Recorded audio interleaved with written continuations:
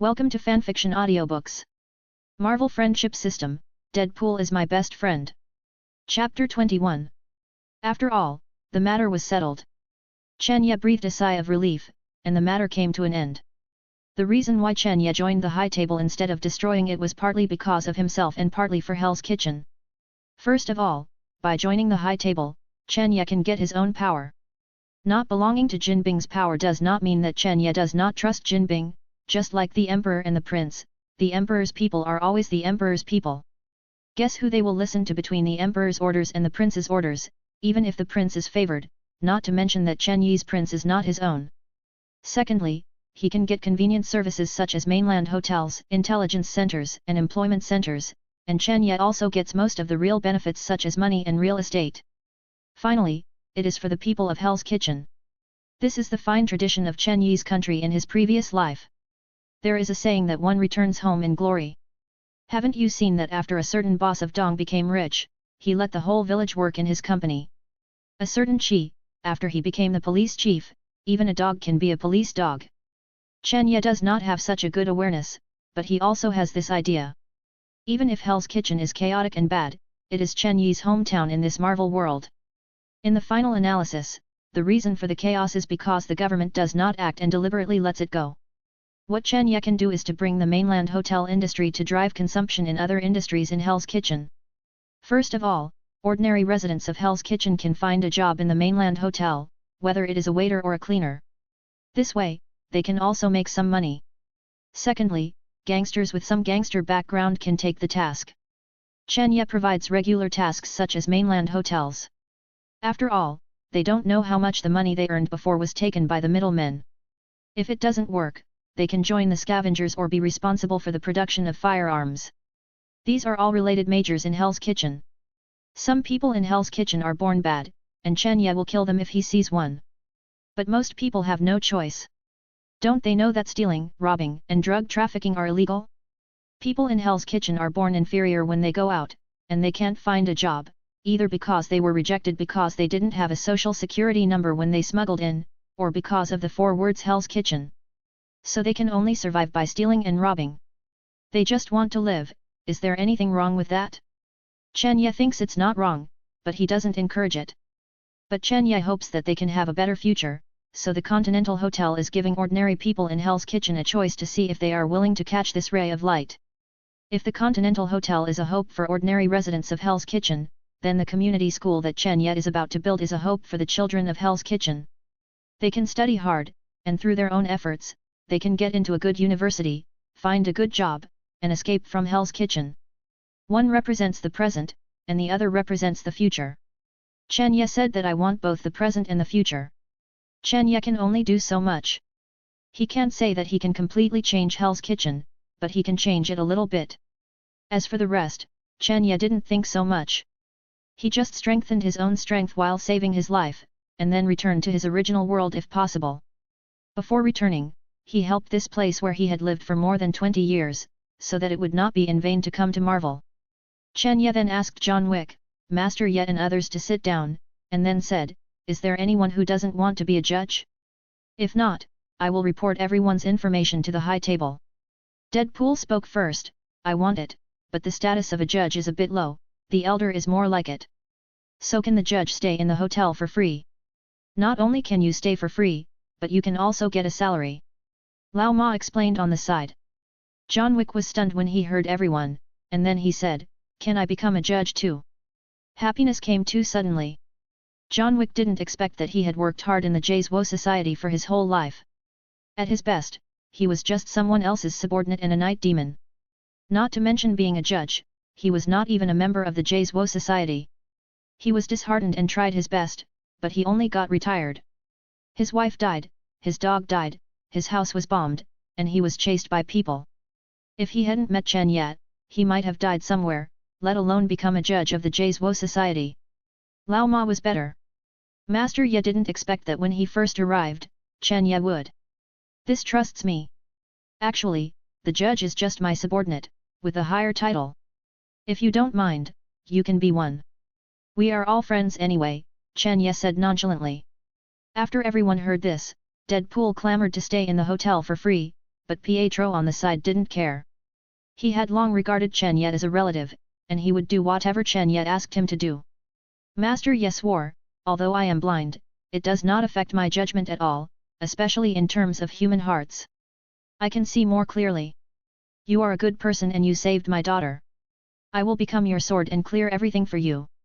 We are all friends, and family members don't need to do this. Chen Ye scratched his head and said.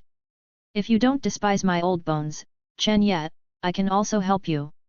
Old Ma also said immediately. Finally, everyone looked at John Wick, and John Wick did not disappoint Chen Ye. He knelt on one knee and placed his right hand on his heart. I will also be loyal to you, Chen, as long as you need me, just tell me. Even if it costs my life. The system voice came from Chen Yi's mind. Ding!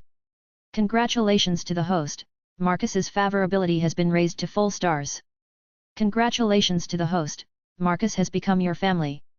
Congratulations to the host, John Wick's favorability has been raised to full stars. Congratulations to the host, John Wick has become your family. Congratulations to the host, Kane's favorability has been raised to full stars. Congratulations to the host, Kane has become your family. It is detected that the host already has 5 family members, meeting the system upgrade conditions. The system has been automatically upgraded. 24 hours upgrade completed. Chen Ye looked at everyone and the voice in his mind and laughed happily. Alright, I'm so embarrassed. We're all friends, brothers, and family. I'm going to cook.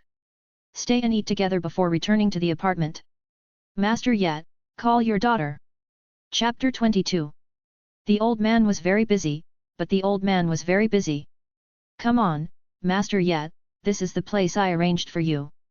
Look, it has 2 bedrooms and a living room, which is the largest apartment here. The rent is very affordable, only $1,500 a month. Brothers should be clear about the accounts, and the rent should still be paid. At most, I can give you a discount. Chen Ye introduced the house enthusiastically while holding a bunch of keys. Master Ye was seen behind with a lot of bags, and Master Yi's daughter Xiao Ye followed closely behind with a pink Hello Kitty backpack. A little further behind was John Wick pulling 3 suitcases. Come in, come in. Oh, Xiao is so cute. What grade are you in? Chen Ye noticed Xiao's nervousness, squatted down and looked at Xiao with a smile and asked.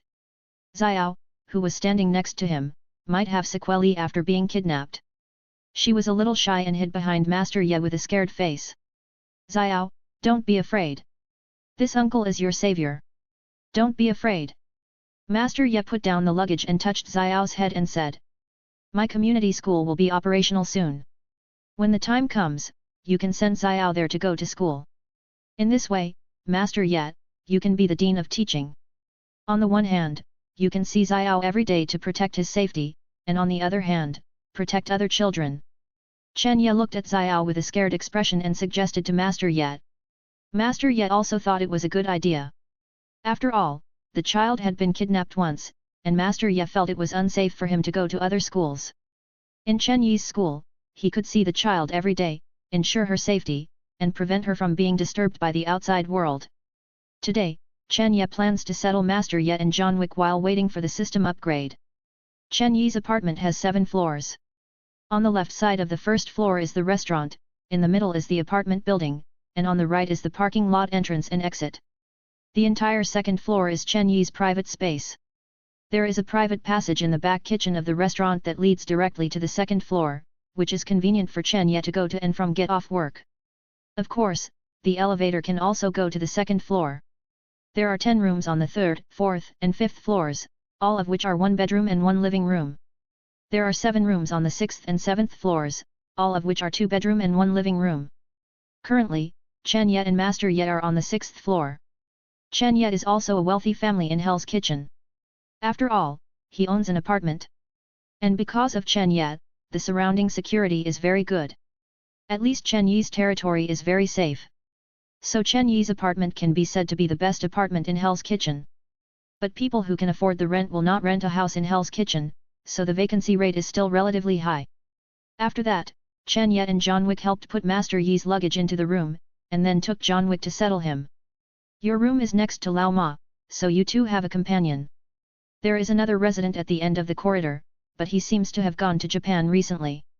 He hasn't come back yet, so it's just you two. This apartment allows pets, but be careful not to disturb others. Anyway, your house should have been bombed, so you can go shopping by yourself later. Remember to report downstairs tomorrow morning. You are our security guard.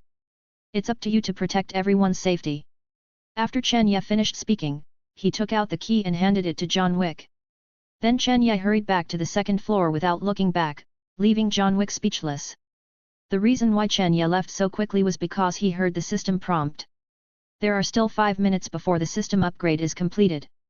Chen Ye returned to his home on the second floor, took out a bottle of Coke, and then lay on the sofa, swiping his phone and quietly waiting for the new version of the system.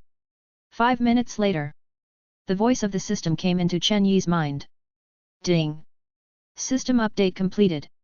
Chen Ye couldn't wait to ask the system, what new features are there in this update? Hurry up and introduce them. This system update simplifies the panel. In view of the host's current strength, ordinary skills are no longer displayed, and only core skills are retained. The lottery function is added, and the host can draw various rewards from the heavens and the world. Chen Ye couldn't wait to open the lottery panel after hearing it. Looking at the dazzling array of rewards on it, he was very excited. Looking at the rewards on it, there are devil fruits in One Piece, Naruto's Sharingan, and Death God's Zanpakuto. Knives, things from the DC universe, and character portraits.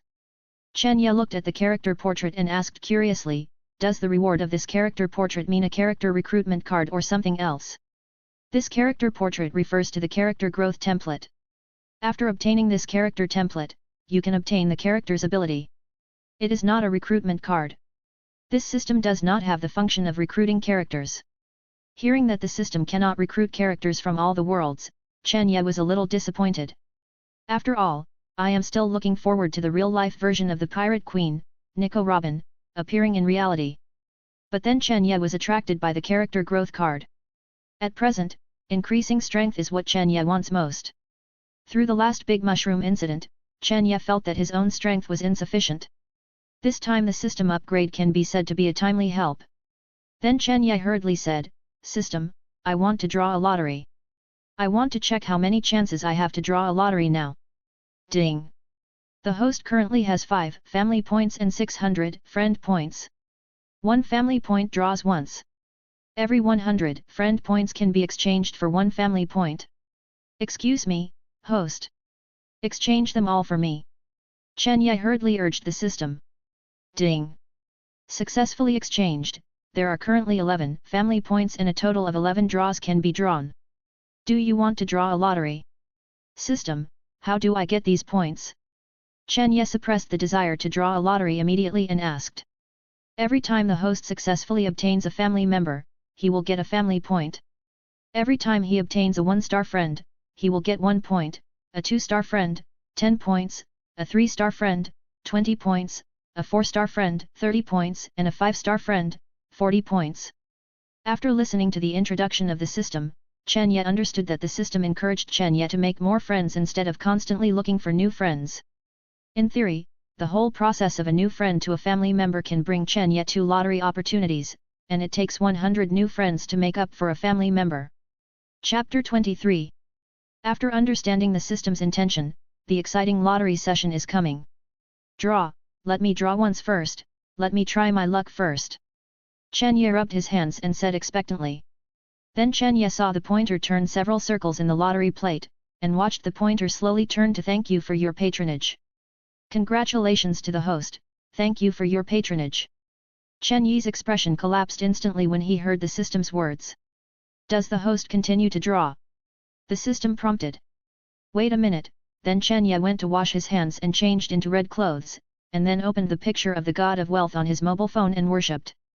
Then he shouted confidently to the system in his mind, give me a 10 draw. Congratulations to the host for drawing the original stockings of Natasha Romanoff. Congratulations to the host for drawing the thank you patronage. Congratulations. 4 consecutive thank you patronage and original stockings made Chen Ye's face turn green. Congratulations to the host for getting the senzu beans. Congratulations to the host for drawing the Eternal Spirit Sword. Congratulations to the host for drawing the character template card of Admiral Fujitora Ichishou. As the system finished the lottery, Chen Ye laughed out loud. Although the delivery rate was only 50%, he still drew a good product. Chen Ye took out the stockings drawn by the system. Holding the original stockings of the Black Widow in front of him, Chen Ye was speechless. If he really wanted it, he couldn't just take it. If he had to give it to me, he would give Nico Robin's stockings or the stockings of the Pirate Queen. Then Chen Ye threw the stockings aside with disdain. Chen Ye took a deep breath. The previous ones were all appetizers. Although this appetizer was a bit disgusting, the main course was delicious. Chen Ye picked up the bottle of senzu beans and took a look. There were 5 in total, and then he put it away. The senzu beans of Dragon Ball are good things. As long as you have a breath, you can basically recover by eating them. Although Chen Ye has the self-healing factor and doesn't need senzu beans, he can give them to others and try to give them to Deadpool to see if his face can be restored. The Eternal Spirit Sword from the 8 Great Artifacts of Chinese Cooking Master Xiao is also a good kitchen utensil. Looking at the Eternal Spirit Sword in front of him, the appearance is no different from an ordinary kitchen knife, and the handle is a dragon-shaped handle. No matter how long the ingredients are, they can be restored to freshness. Chen Ye nodded unconsciously, very satisfied. Although he couldn't chop people with a kitchen knife, he was very satisfied with having a handy kitchen utensil. Finally, the smile of Fujitora, the general from the pirate world, surprised Chen Ye. After all, he is one of the combat power ceilings in the pirate world, and the gravity fruit is simply awesome. System, fuse the Fujitora Ichishou template for me. Chen Ye quickly ordered the system. Ding, the host cannot fuse this template. The template card can only be given to the host's family. Chen Ye was speechless after hearing this. It seems that I worked hard to make friends, but my family took all the benefits. Please don't worry, the host will also gain the same ability after giving the template card to the family. After listening to the system's explanation, Chen Ye suddenly realized that, yes, I can share the talents of my family. This is not a loss. Host, do you want to use the template card? The system sent a prompt. Chen Ye had no choice but to use it. Automatically find family members with high matching degree for the host with the template card. Matching successful, it is detected that the host has a family member Kane and the template card has a matching rate of up to 90%. Do you want to use the Fujitora Ichishou template card? The system voice said in Chen Ye's mind. What will the matching degree affect, system?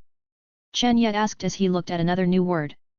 The higher the matching degree, the higher the growth limit of the person using this template card, and the faster the strength will be improved. If the matching degree is low, the effect will be minimal, or there is a risk of fusion failure. Then use it quickly. Chen Ye thought that an alien version of Fujitora seemed quite interesting. After all, the war in the future will become more and more dangerous. Without the help of the system, people like John Wick will slowly fall behind. Although Chen Ye didn't care, their self-esteem would also make them gradually drift away from Chen Ye. No one wants to be a burden or weakness to others. Congratulations on the successful use of the system. Kane has successfully integrated Fujitora's template. The host has been successfully synchronized. Chen Ye closed his eyes and felt the new changes brought by the template card. Not bad, I can use 5 times gravity. I am not very proficient in observation haki, and I need to practice it. Chen Ye opened his eyes and said to himself. System opens my panel. Chen Ye just wanted to see the new changes on the panel. Name, Chen Ye. Race, human.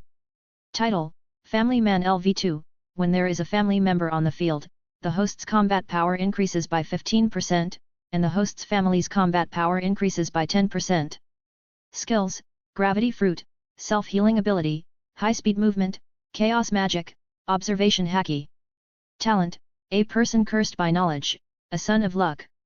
Friends, Pietro Maximoff, Family, Kane, Family, John Wick, Family, Winston, Family, Marcus, Family, Wanda Django Maximoff, 5 stars, Wilson Fisk, 5 stars.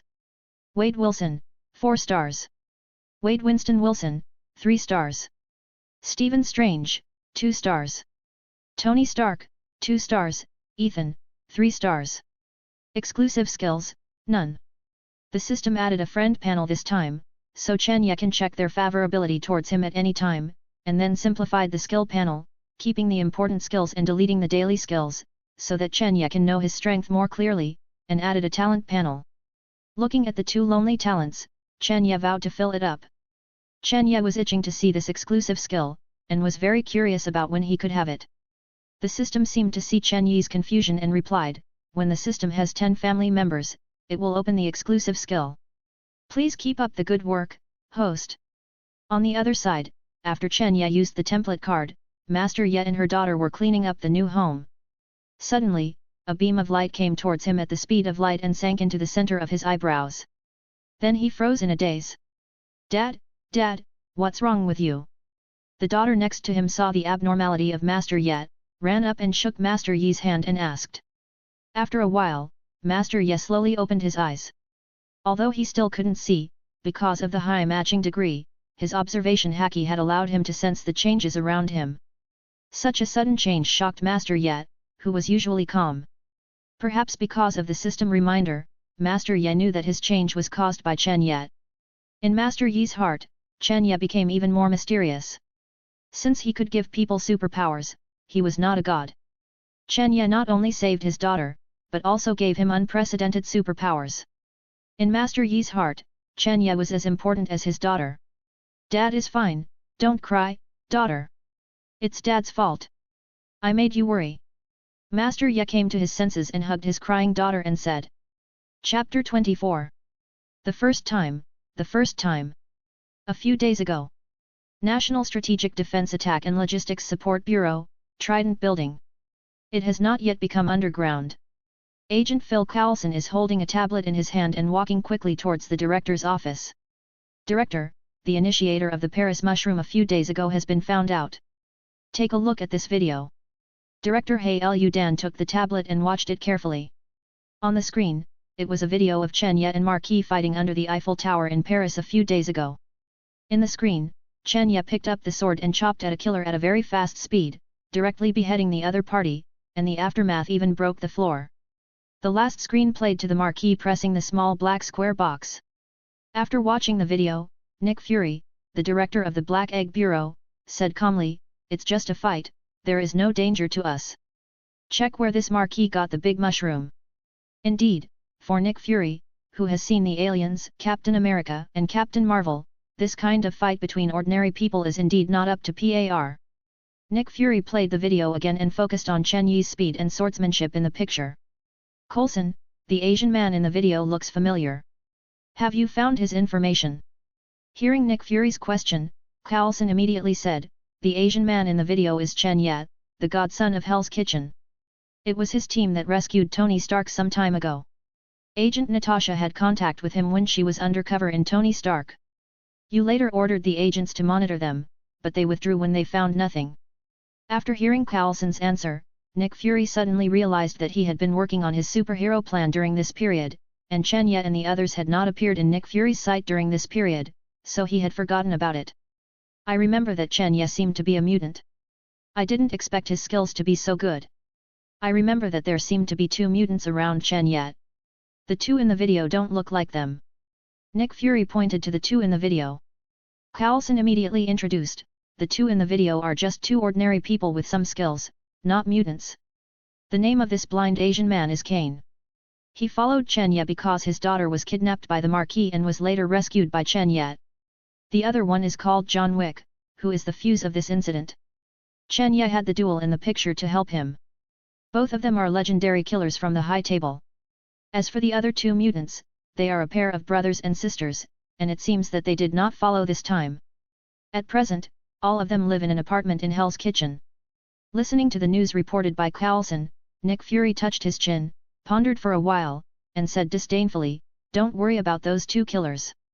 What legendary killers, but rats hiding in the ditch, not up to the stage. I guess they can't even beat our S.H.I.E.L.D.'s 7th level agents.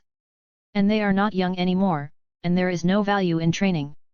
But Chen Ye and his other 2 mutants can be considered. They are not too old and are worth training." Nick Fury was very disdainful of these 2 killers, and they were too old to be worth brainwashing.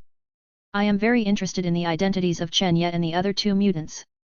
They are only about 20 years old and have no parents. If they can be brainwashed and trained, they will be a good help. They can also allow researchers from S.H.I.E.L.D. to study their superpowers. Well, Coulson, go and contact them and see if you can get them to join SHIELD. What's the big deal about 3 mutants hiding in a restaurant? It's not enough that Chen Ye runs a family business, but he also drags 2 brothers and sisters in their 20s to run a restaurant, and he doesn't train them well. As for Chen Ye, I remember that there seems to be a guy wearing a red tights that he likes to wear. He's a mercenary called Deadpool, right? Don't worry about that. His personality is not suitable for being an agent. Only by joining our SHIELD can we make the best use of it. How can we stay in a small Hell's Kitchen and sit in the well and watch the world? Come to us, they can grow better and protect the world better. Everything is for world peace. Nick Fury completely forgot that it was their SHIELD that started the most wars. They always talked about righteousness. As for whether they would be trained well or stay in the laboratory to be studied well, it depends on personal opinion. By the way, I remember Natasha. It seems that Tony Stark has discovered the situation there. Since there is no new mission right now, I will take Natasha with me since they have met before. Nick Fury added. After receiving the mission, Coulson said hello to Nick Fury and left the office to find Natasha to assign the mission. A few days later, Hell's Kitchen. Welcome to visit us next time. Chen Ye had just finished entertaining the guests and opened the door. He saw the beautiful Natasha and Coulson walking into the restaurant. This time Natasha was not wearing a secretary outfit, but a black tight-fitting agent uniform. This black tight-fitting agent uniform showed her figure more. It perfectly showed Natasha's graceful figure, coupled with a big red wave and a perfect face. She is simply the best mate for men. Chen Ye nodded when he saw Natasha's outfit, thinking that she is worthy of being a Marvel bus, and she is indeed beautiful. Look, Deadpool, who was slacking off on the side, ran out excitedly, took out a bunch of roses from somewhere and knelt on one knee. Dear Ms. Rushman, since the last time we parted, I have lost my appetite and can't forget you. This time I will not let go easily, accept my love. John Wick, who is now a security guard in the apartment, also walked to Chen Yi's next door and whispered, "Come for you? They smell like cops. You know, people in our line of work often deal with them." John Wick had no feelings for Natasha in front of him. After all, he only had his deceased wife and his dog in his heart. Now the only person he cared about was Chen Ye, to whom he was loyal. Chen Ye nodded silently, confirming John Wick's words. Then John Wick made a gesture of wiping his neck, as if asking if he needed to kill them. Chen Ye shook his head. Chen Ye and John Wick's little actions were seen by Coulson, who pulled Natasha, who was dealing with Deadpool, to the side and walked over. Then he came to Chen Ye and slowly said, "Hello, Mr. Chen Ye, I am Agent Phil Coulson of the FBI, and this is my ID. I want to communicate with you about something." While speaking, Coulson took out an FBI ID from his body and showed it to Chen Ye. Chen Ye looked at the FBI ID in Coulson's hand, and was very speechless. America only has the FBI department. All departments pretend to be the FBI. The FBI is almost being exploited by you. Chen Ye said nothing and said to Coulson calmly, "Agent Coulson, what can I do for you?" Then he pretended not to know Natasha's identity and asked Natasha on the side, "Ms. Rushman, why are you with the FBI agent? Aren't you Stark's secretary?" Coulson on the side explained, "Ms. Rushman's real name is Natasha Romanoff. She is my colleague and an FBI agent. She was with Tony Stark before to protect and investigate the truth of Tony Stark's disappearance." While speaking, Natasha also cooperated and took out her ID from her chest. Chen Ye was stunned. "Okay, both agents, please take a seat. I'll make you a cup of tea." Chen Ye said and went to get the tea set. Chapter 25. The old man was very angry, but he was very angry. "Have some tea, Miss Natasha, you've deceived us so much. Since you are from the FBI, you are fully capable of saving Mr. Tony Stark by yourself. Why do you still look for ordinary people like us?" Chen Ye poured tea for them while talking. Natasha was not a fool. She heard the hidden meaning in Chen Yi's words, but she was not upset. She calmly drank a sip of tea and then said, "Mr. Chen Ye, you are joking. You are not an ordinary civilian. You just stopped a big mushroom incident and saved a city. You are the elder of the high table." Natasha then said, "Mr. Chen Ye, do you remember the previous bet? I am mainly here to keep the appointment. It is Agent Coulson's job to ask questions and talk." After listening, Chen Ye shook his head and said, "Forget about the bet. I don't want to make friends with the FBI. Chen Ye changed his mind. Chen Ye didn't want to make friends with everyone, and the system didn't have mandatory tasks. Chen Ye was unwilling to do things against his will for the sake of the system. It was really that Chen Ye hated the people of S.H.I.E.L.D. too much. Chen Ye ignored Natasha, drank a sip of tea, and then said to Carlson, "No one comes to visit for no reason. Just tell me what you have to say. Logically, your department will not deal with me." Carlson slowly said, "I wonder if Mr. Chen Ye is interested in working for our department." Although he knew that the probability of Chen Ye agreeing was very small, Carlson still tried to ask. Chen Ye refused without thinking, "Sorry, thank you for your appreciation of me, but I am just an ordinary restaurant owner, and I just want to work here peacefully. I don't plan to go anywhere else." Chen Ye must be sick to agree to join S.H.I.E.L.D., giving up a good restaurant and apartment, and the newly obtained high-table elder, and going to S.H.I.E.L.D. to be a small agent. Carlson was not upset after hearing Chen Ye's refusal. After all, the next step was the main purpose. "I heard that you have a pair of mutant siblings here. I wonder if you can let them out." Hearing Carlson's intention, Chen Ye knew that they were coming for Pietro and the others. Chen Ye looked at the other party and slowly said, "Coulson, I don't know why you are looking for them. According to federal law, people are considered adults at the age of 22. I don't know what you want to do with them. I am their brother and their guardian. If you have any questions, just tell me directly. I can make decisions for them." Chen Ye is indeed the guardian of Wanda and Pietro. When Chen Ye was young, he asked Kingpin to be his guardian. Later, when Chen Ye became an adult, Pietro and Wanda were transferred to Chen Ye's name. "Chen Ye, we don't need to talk about your identity. You know that the whole world is very resistant to mutants now, and it's in a dangerous place like Hell's Kitchen. I don't need to say how you became a guardian. With your conditions, it is impossible for you to become the guardian of the other party. If the Federation takes action against mutants, do you think you can protect these two children with your ability? To be honest, even if you have Kingpin behind you, you can't protect you. They need a safe, quiet and healthy living environment. You can't provide these, but we can. Leave it to us, and we will train them well." Chen Ye sneered after hearing this. With your shield, if there was no Chen Ye, according to the original plot, Wanda and the others would be trained by the shield into dead soldiers and experience a miserable life. You can go away. We don't need you FBI to take care of our affairs. Chen Ye said. At this time, Carlson threatened, "Now I'm reintroducing myself. We are not agents from the FBI. We are agents of the Strategic Homeland Defense Attack and Logistics Support Agency, or S.H.I.E.L.D. for short. We are affiliated with the World Security Council, and our main responsibility is to deal with antisocial crimes or criminal organizations that threaten human security." Chen Ye pretended not to know S.H.I.E.L.D. and said, "So, your S.H.I.E.L.D. can control my affairs. Maybe you don't know, but our S.H.I.E.L.D. has much more power than you think.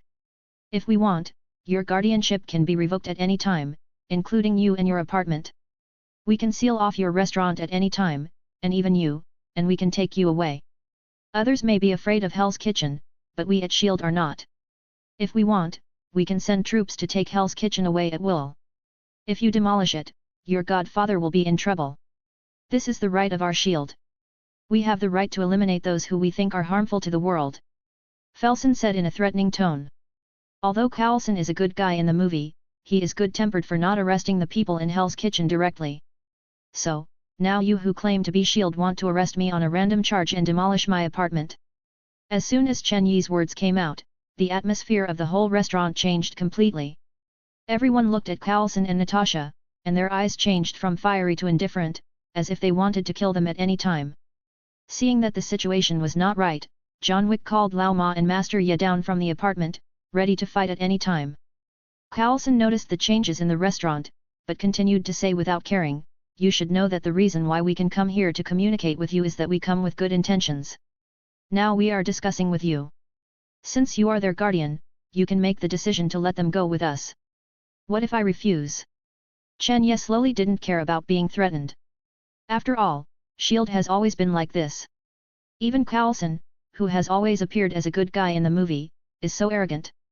How domineering the people in S.H.I.E.L.D. are. Then we can only take action.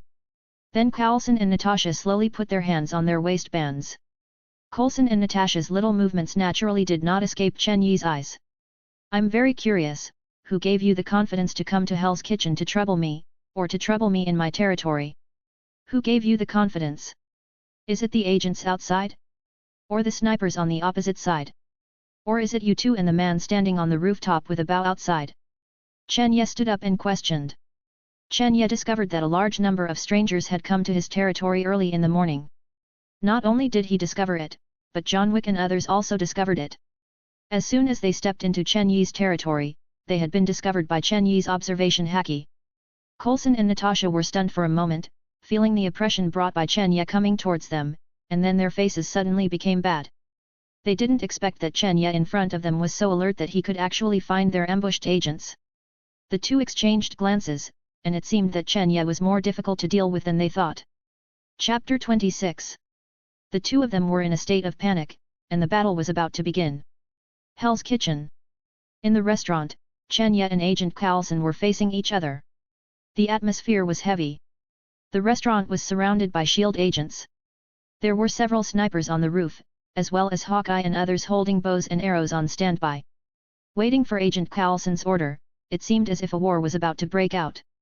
Coulson noticed that Chen Ye didn't care about shield, and he found that Chen Yi's men, John Wick and others, had left the restaurant when he was talking to Chen Ye, and they were not panicked at all when facing the sniper's aim. Coulson and Natasha exchanged glances. Then he slowly said to Chen Ye, "Mr. Chen Ye, we came here with good intentions. Everyone outside is ours. If you refuse, we have the right to arrest you. Ordinary firearms may not work on you, but..." Then Coulson looked around the restaurant and continued to threaten, "Your restaurant, the people inside the restaurant, and the people in Hell's Kitchen can't withstand our firepower. But no one cares how many people died in Hell's Kitchen. Don't think about fighting back. If you don't cooperate, the next time someone comes to Hell's Kitchen, it won't be an agent from outside, it will be the Federal Army." After hearing Coulson's threat, Chen Ye laughed angrily and didn't say anything. Then he sat back in his chair, picked up the teacup and continued to drink tea. Although Chen Ye was angry, he didn't impulsively get rid of them directly. If all the people from S.H.I.E.L.D. were killed here, there would definitely be a lot of trouble later. If Nick Fury shakes Captain Marvel later, whether he can beat him or not is another matter. I'm afraid this Hell's Kitchen will be gone. But trouble is trouble, S.H.I.E.L.D. has bullied him to the door. If Chen Ye does not express his opinion, what will his subordinates think, what will people outside think, and will they come to trouble him every now and then in the future? Coulson on the side saw that Chen Ye did not speak, thinking that Chen Ye had compromised. Little did he know that Chen Ye on the opposite side was just thinking about how to take them down without causing trouble. He sat down by himself and said with a smile, "We usually don't use force, so please bring the people out." Chen Ye stood up and didn't want to talk to the S.H.I.E.L.D. people anymore. He glanced at Master Ye and turned to the kitchen, "No one can take my family away. Master Ye, you go and solve it." After hearing Chen Yi's refusal, Coulson and Natasha were about to stand up and draw their guns, and didn't care about Master Ye mentioned by Chen Ye. S.H.I.E.L.D. had investigated before coming. He was just a blind killer. Killing people had to rely on sensors to assist, and he was not a threat. Dang! A sudden invisible gravity pressed their heads down on the table like a giant hand. No matter how hard Coulson and Natasha tried, they couldn't lift their heads. They felt bad instantly. They didn't expect there were other mutants in the restaurant. "Don't waste your energy, just lie down here." The voice came from behind the two people. It was Master Ye who stood behind them at some point. Coulson heard that the voice from behind was Master Ye. How could he not know that this person was behind it? "I didn't expect you to be a mutant too. You have been hiding for decades. You are so deep," Natasha said calmly. Natasha is worthy of being an agent for decades. Even in danger, she can still remain calm. In contrast, Agent Coulson on the side was not so calm. "Although I don't know what means you used, these means are not enough to make you an enemy of S.H.I.E.L.D. Let us go quickly. There are people resisting arrest inside, and there are others resisting. People outside, take action." Deadpool and John Wick on the side were still confused. They didn't know why the two agents in front of them kowtowed to Chen Ye inexplicably, and then began to talk nonsense. From what they said, it seemed that Master Ye was still the one who did it. Deadpool approached Master Ye's face and asked, "Hey, is it you who did it? Is this magic or the same ability as those mutant bastards?" Although Master Ye couldn't see it, he saw Deadpool getting so close under his observation haki, and he slowly took a step back. I don't know, maybe it's a superpower. Stop chatting, get rid of the people outside first if there is anything. Although John Wick also had doubts, he still knew the severity of the matter. On the other side, Hawkeye also received the order to attack. He made a few gestures with his right hand, and the agents outside raised their guns and took action. Everyone, just leave it to me. After all, I'm new here. I have not done anything yet, let me solve this matter. Master Ye slowly opened the door of the restaurant and walked out. Chen Ye saved his daughter, settled them, and gave him superpowers, but Chen Ye never asked him to do anything. Shield not only insulted Chen Ye, but also threatened ordinary people. Master Ye was very angry. Hawkeye outside also saw Master Ye opening the door, and immediately gave the order, fire, while shooting arrows. The agents also opened their guns after hearing the order. On the contrary, the sniper on the side did not shoot after receiving Hawkeye's order, but continued to hold it. Hawkeye felt this person is a blind man. So many fire powers are already a bit like an elephant hitting a mosquito. The sniper will react first. Instantly, a rain of bullets formed and shot at Master Ye. If it was before, Master Ye, an ordinary person, would be shot into a hornet's nest in an instant, but now is different from the past. Master Ye is worthy of being highly matched with Fujitora Yuxiao's template. In just a few days, he can already skillfully use the gravity fruit. Master Ye was not panicked at all. He slowly drew out his sword, stopped when he drew a quarter, and then opened his white eyes and said, "Gravity command." Instantly, a large amount of invisible gravity emanated from Master Ye's body and spread out in all directions. Bullets fell to the ground with a clang. Then the agents were knocked to the ground by an invisible big hand. It seemed that Master Ye was still controlling the force. If it was a strong gravity, these agents would not be lying on the ground, but would be directly crushed.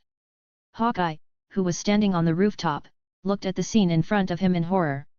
Although he didn't understand why the blind man in front of him just said a word and drew his sword, which made many agents lose resistance, Hawkeye still realized that something was wrong and shouted, "Retreat, retreat quickly." Then he turned around and prepared to pull back.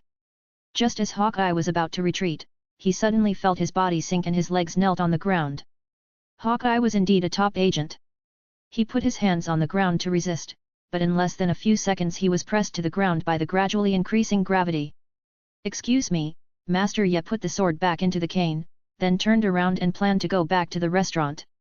"So cool, how come your move is a bit like Chen's move? Both can stop the bullets, why are they lying on the ground, don't they like sleeping in the bed?" Deadpool exclaimed, poking the agents who were pressed to the ground by gravity. John Wick looked at Master Ye with mixed feelings at the scene in front of him. "We have known each other for so many years, but you never said you had superpowers before. You are really patient. Did you show mercy when you fought with me before? I didn't mean to hide it from you. I didn't have superpowers before." Master Ye said lightly, and then went into the restaurant to report to Chen Ye. Left behind was John Wick, who was still pondering what Master Ye said. It didn't exist before, how come it exists now? Is it because? Chapter 27. The two of them were busy, and the two of them were busy. In the restaurant, only a few minutes had passed. For Master Ye and his friends, it was just a walk, not even a warm-up. Strictly speaking, only Master Ye moved a little, John Wick and others didn't even move, they just watched the show. But for Carlson and Natasha, these few minutes passed very long. Every minute seemed to be torture for the two of them. They never thought that they were still talking about how powerful Shield was a few minutes ago, and thought that Chen Ye and others could not compete with it. Unexpectedly, after only a few minutes, the two of them were pressed on the table by Chen Ye, or Chen Yi's men. Carlson and Natasha also heard the gunshots from the Shield agents outside. They thought that Chen Yi's men would soon be in a hornet's nest, and were still thinking about whether to spare Chen Yi's life after the agents came in. While Carlson was fantasizing beautifully, he suddenly stopped hearing the gunshots outside. At this time, Carlson looked at Natasha with a puzzled look, only to see that she was also confused. Just as Carlson wanted to look back to see what happened outside, the gravity attached to him made him unable to move. Carlson could only curse secretly, "Shift." However, from beginning to end, they did not think that Master Ye and others could beat Hawkeye and the Shield agents. After a while, Carlson and Natasha heard the sound of the restaurant door opening at the same time, and heard the footsteps of Master Ye walking towards the kitchen, thinking that Hawkeye came to save them. Coulson hurriedly said, "Barton, is that you? I said they are not our opponents. I don't know what ability or magic they used to pin me and Natasha here. Hurry up and think of a way to get us out. There are still people in the kitchen. Be careful. It's Chen Ye inside, also a mutant, Barton. Natasha is worthy of being a top agent." She reminded Hawkeye that the crisis has not been resolved. Master Ye, who walked over slowly, smiled honestly after hearing what the two said, "I'm sorry to disappoint you. I'm not Barton." Master Ye then walked to Coulson and asked, "By the way, who is Barton? There is an agent named Barton outside? Is he your friend? But no matter who it is, he is lying outside like you. You are better, lying on the table, but the people outside are lying on the ground. How is it possible? What did you do to the people outside? If you kill all the people outside, you people in Hell's Kitchen will be in big trouble," Coulson said in disbelief. Master Ye did not answer and walked into the back kitchen. Natasha and Coulson were left staring at each other. Seeing that Master Ye did not reply, Coulson could only roar helplessly. On the contrary, Natasha on the side was very calm and even joked, "We seem to be prisoners of others. Hell's Kitchen is really full of hidden dragons and crouching tigers. Don't worry, he doesn't seem to want to kill us. He probably doesn't want to annoy the Federation." Natasha obviously saw that Chen Ye did not want to kill her and others, but simply wanted to teach them a lesson. However, the strength they showed shocked Natasha. One of Chen Ye's men was so powerful, not to mention Chen Ye himself. Natasha couldn't help thinking that it seemed that with the current power of S.H.I.E.L.D., there was no way to do anything to Chen Ye. Just when the two were thinking about it, Chen Ye walked out slowly in a white apron, holding a knife inlaid with dragon patterns in his hand.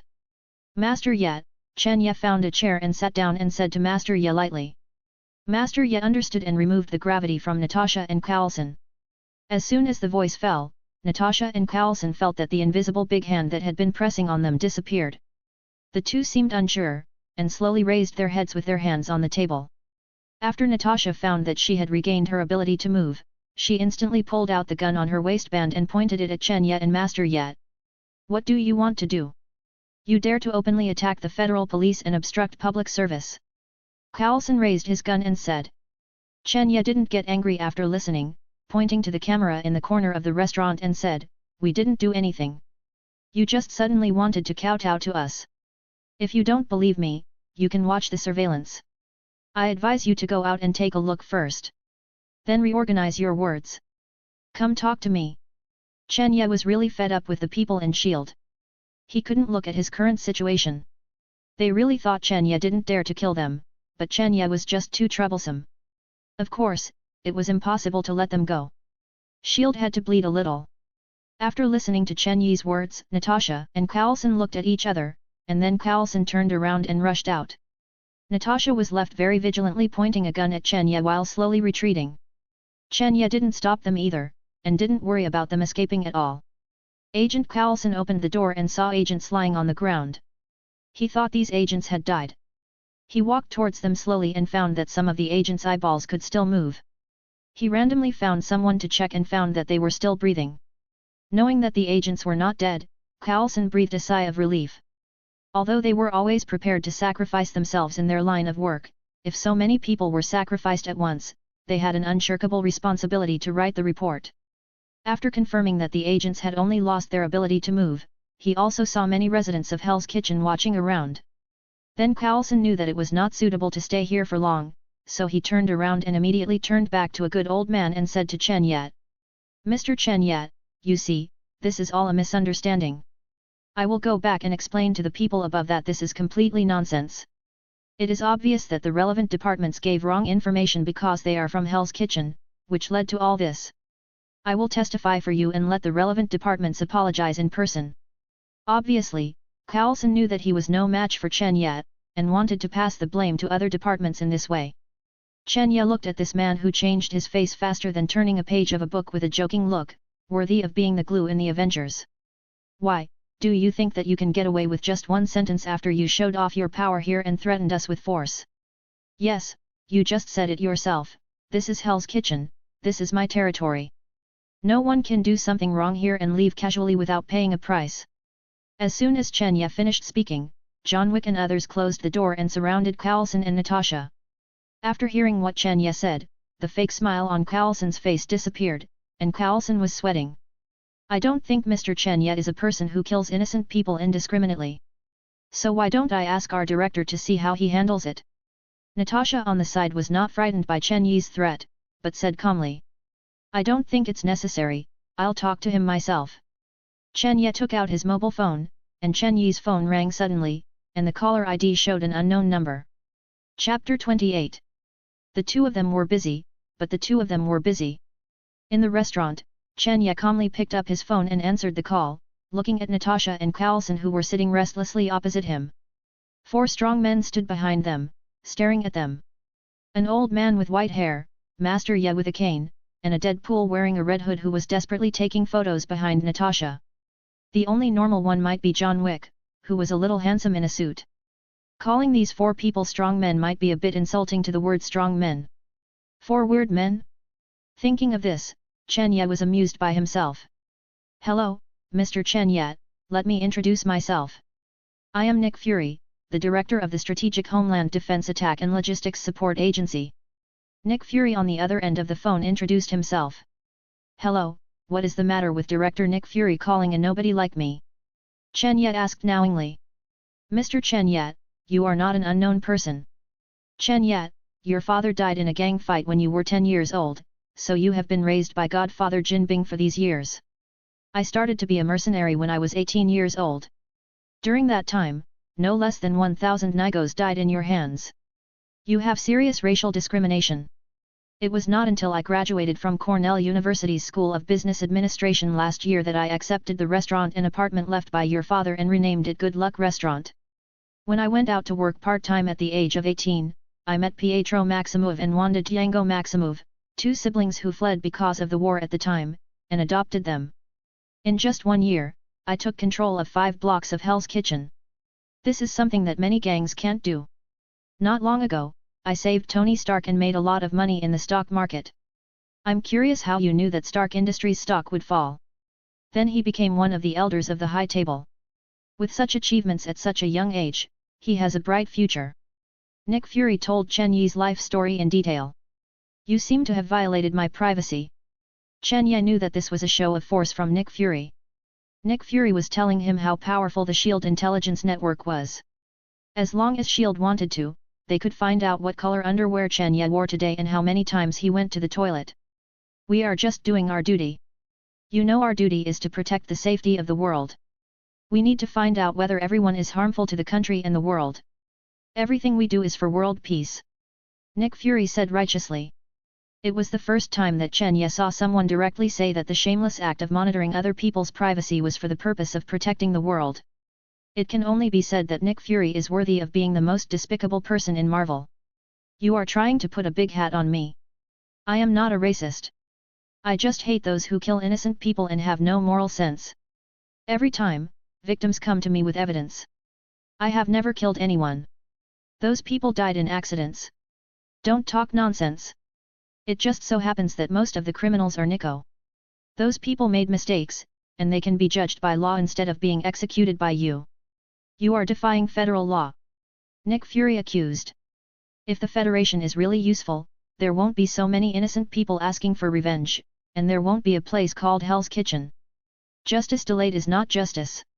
Chen Ye seemed to want to cut off this meaningless topic and said, Okay, what kind of stuff are you agents? I believe you know it very well. You are just wolves in sheep's clothing. Tell me the purpose of calling today. Okay, my purpose today is very simple. I will help you conceal the whereabouts of the superpowered siblings. As a condition, you release Agent Natasha and Agent Carlson, as well as the group of agents outside, and I can pretend that nothing happened. Nick Fury still felt that as the director of S.H.I.E.L.D., he personally negotiated with Chen Ye, which was the greatest honor for Chen Ye. After hearing this insincere condition, Chen Ye said, It seems that Director Nick Fury doesn't want your subordinates. In this way, I think it's good for them to lie here. Tomorrow I will call a large group of media to take pictures and let them see what federal agents look like. I believe that there should be many people who are willing to take advantage of the unpopular department like your S.H.I.E.L.D. Then Chen Ye stood up, walked out of the restaurant and turned on the loudspeaker of his phone. At this time, there was no one else on the street except the agents lying on the ground, so the sound of the loudspeaker of the phone was enough for all the agents to hear. After doing all this, Chen Ye asked Nick Fury again, "Director Nick Fury, do you want to re-quote? $1 million for such an agent is not too much, right? As for Natasha and Carlson, they threatened me with words, which hurt my young and fragile mood. 10 million each." Nick Fury on the other end of the phone covered his heart heavily, as if he had been hit hard. He said with difficulty, "You are kidding, Mr. Chen. 1 million for one person, and two people want me for 20 million, which adds up to more than 100 million US dollars. SHIELD will never pay more than 100 million for this matter. Don't worry, Director Nick Fury just forgot to tell you that I am now on the loudspeaker. Every word you said was accidentally heard by all the agents outside." Chen Ye said to the phone. Then he squatted beside one of the agents and deliberately said to the agent, "Look at how stingy your director is. You have fought for SHIELD, but in the end, you are not even worth $1 million in his eyes. I feel sorry for you. If I were you, I would quit right now." Nick Fury on the other end of the phone didn't expect Chen Ye to be so vicious at such a young age. Hearing this obvious provocation, he almost couldn't breathe. He gritted his teeth and said, "What do you want, Mr. Chen? Do you want us to flatten Hell's Kitchen? Give me a sincere offer." Chapter 29. The two were talking on the phone when the police from Hell's Kitchen showed up in their old police car. The police always showed up in time. The police who came to Chen Ye to get information was Chen Yi's old acquaintance, Gwen's father George Stacy. George Stacy stepped forward and asked Chen Ye, who was on the phone, "What's the situation, Chen Ye? Can't you be quiet? Why did another group of people fall in front of your hotel today?" Seeing this, Chen Ye could only cover the phone and say to George Stacy, "This time I didn't take the initiative to provoke it. It was a group of people who claimed to be SHIELD who insisted on taking Pietro and his brother away. I am now negotiating with the director of SHIELD. Don't bother me if you have nothing to do." After hearing this, George Stacy could only wait for Chen Ye to finish the call. Nick Fury on the other end of the phone saw that Chen Ye didn't speak, so he could only say, "Mr. Chen, we have a lot of collections in SHIELD, some are mysterious, and some belong to outer space. We can decide to lend you one. Then I can decide at most 5 million US dollars. Do you think this is okay?" Nick Fury played the cards very well. Anyway, SHIELD has a lot of collections, and he hasn't studied them well. It's harmless to lend one out. Besides, he didn't say when to borrow it. Then, with the compensation of 5 million, I will report to the World Security Council that I lost several $100 million this time. That will cover all the funds for SHIELD. 20 million, 2 collections, and I get to choose them myself. I will visit you on a certain day. And I have 2 conditions. If you don't agree, I will let the police take you away directly." Chen Ye said firmly. Nick Fury also heard the determination in Chen Yi's words and knew that this was the final offer. And Chen Yi's offer was not unacceptable, but when he heard the word conditions, Nick Fury felt very bad, as if he was getting on a pirate ship. But now he could only bite the bullet and say, "Tell me your 2 conditions first, and I'll see if I can get them." Chen Ye looked at George Stacy on the side, then at the dilapidated police car, and said, "First, the equipment and police cars of the Hell's Kitchen police station are quite old. Even if I donated money, you can see that our police cars here have been used for more than 10 years and are broken. You SHIELD must have a lot of good equipment. Sponsor them. The requirements are not high. Just the equipment, weapons, and police cars you have eliminated." George Stacy, who had just learned about the situation from Master Ye and others, didn't expect that Chen Yi's request was for them. This made the police chief, who was dedicated to the public, both moved and happy. He really knew how poor the Hell's Kitchen police station was. The city government seemed to have forgotten their branch. Every year, they allocated that little money, which was only enough to pay salaries normally. There was no money for promotions, salary increases, year-end bonuses, or equipment replacement. Taking the lowest salary, the oldest weapons, and dealing with the most vicious criminals. This is the current situation of the Hell's Kitchen Police Department. If it weren't for the justice in their hearts, who would be a policeman in Hell's Kitchen? So they all hated the place and people in Hell's Kitchen. Unexpectedly, the one who spoke for them in the end was precisely the person they hated the most. How could this police station not be moved? George Stacy looked around and found that the other police officers who heard it looked at Chen Ye with admiration. Nick Fury on the other end of the phone couldn't help but be confused by Chen Ye's training. He thought it would be some excessive conditions, but it turned out to be this. No problem, I still have this right. We have a large number of obsolete equipment every year. Unexpectedly, Mr. Chen Ye is kinder than I thought. It seems that we need to re-evaluate you. Nick Fury nodded happily and agreed. Unexpectedly, this Chen Ye also has a positive side. It seems that he is not a person who only cares about his own interests. The judgment on intelligence is still a bit one-sided. Maybe he can be included in the reserve list of his superhero plan. Seeing that Nick Fury on the other end of the phone agreed readily, Chen Ye also asked Master Ye to withdraw the gravity from all the agents, and these agents slowly stood up amidst wailing. At this time, Natasha and Carlson joined the special forces. The last point is also the most important point. Chen Ye looked at all the agents present seriously and said heavily. You said, as long as it's not a big deal, I will agree. Nick Fury on the other end of the phone also. The agents who knew that Chen Ye had released the left and right agreed. Chen Ye looked at Carlson and Natasha and said loudly, I hope you can stay away from my territory in the future, and it's better not to come here forever, okay? Nick Fury was stunned for a moment after hearing this. He had just had some positive views on Chen Ye, but the other party beat him back to the bottom. Nick Fury said with a dark face, I can't guarantee this to you. I can only say that what happened today will not happen again. As long as you don't commit any crimes, we will not take the initiative to trouble you. That's enough, remember to send the money. I will visit you on a chosen day to see my collection.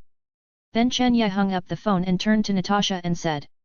I hope we will never see each other again. Every time I see you, it's not good. Agent Natasha, goodbye, I won't see you off. Then Chen Ye walked into the restaurant without looking back. The residents outside Hell's Kitchen saw the agents leave in disgrace, and they shouted and cheered happily. They are all residents of Hell's Kitchen. Usually, the officials of these government departments are arrogant to them, look down on them, and never get respect from them. The government officials never care about the lives of the people in Hell's Kitchen, as if this place has been forgotten. However, Chen Ye won over these officials, which made them very excited, as if they were the winners. George Stacy, the chief of the Hell's Kitchen police department, couldn't help but sigh, it seems that I haven't seen this scene in Hell's Kitchen for a long time. This sentence happened to be heard by Deadpool who was about to leave. He rarely said seriously, because they saw hope that they had never had before. Then Deadpool changed back to his original mean expression in a second, and then shouted to the residents of Hell's Kitchen, have a party. Have a banquet. Drink. Chen Ye pays the bill. Let's go. George Stacy heard this and looked at the direction of the restaurant entrance with complicated eyes. Hell's Kitchen is finally about to welcome the savior. The people in Hell's Kitchen felt that since Chen Ye came back, they seemed to be able to live as ordinary people slowly. This feeling was strange and expectant. The cheers of the residents resounded throughout the entire Hell's Kitchen. Not far from Chen Ye's block, a blind hero who wore a red and black battlesuit and shuttled through the streets and alleys of Hell's Kitchen every day heard the cheers coming from not far away. This direction is that guy's territory. It's been a long time since I heard such a pleasant and beautiful voice in this desperate place. What did that guy do?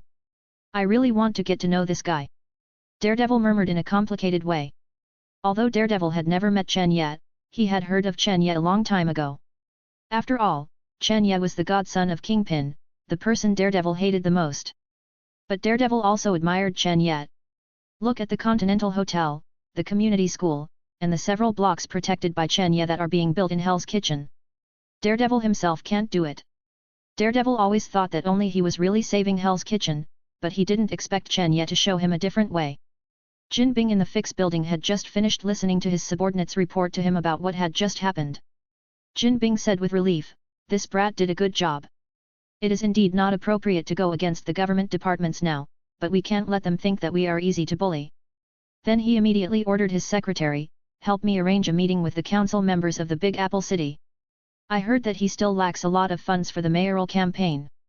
Our Fisk group is interested in sponsoring him. Then Jin Bing turned his head and looked at the huge French window. The scene outside the window was the dim Hell's Kitchen.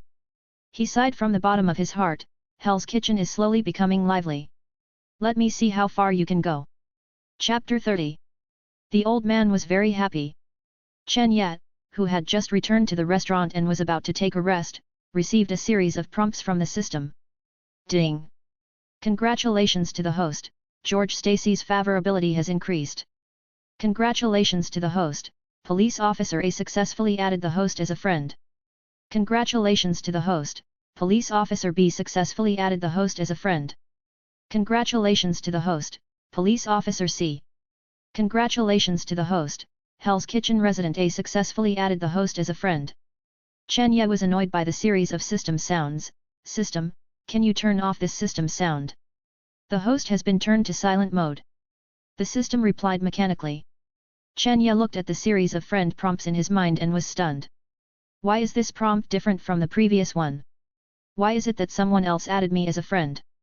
Didn't Chen Ye add me as a friend before? How can I make friends passively? So Chen Ye asked, System, I didn't make friends actively, so how come a group of people became my friends? Host, the system has never said that you can only make friends actively. As long as the person thinks you are his friend and a friend worth making, he will naturally become your friend. Sometimes, making friends is as simple as that. Even a look or an action can make you a friend. The system explained. Of course, these passively added friends can only be one-star friends. If the host wants to improve the friend level, he needs to get along with them more. The system added.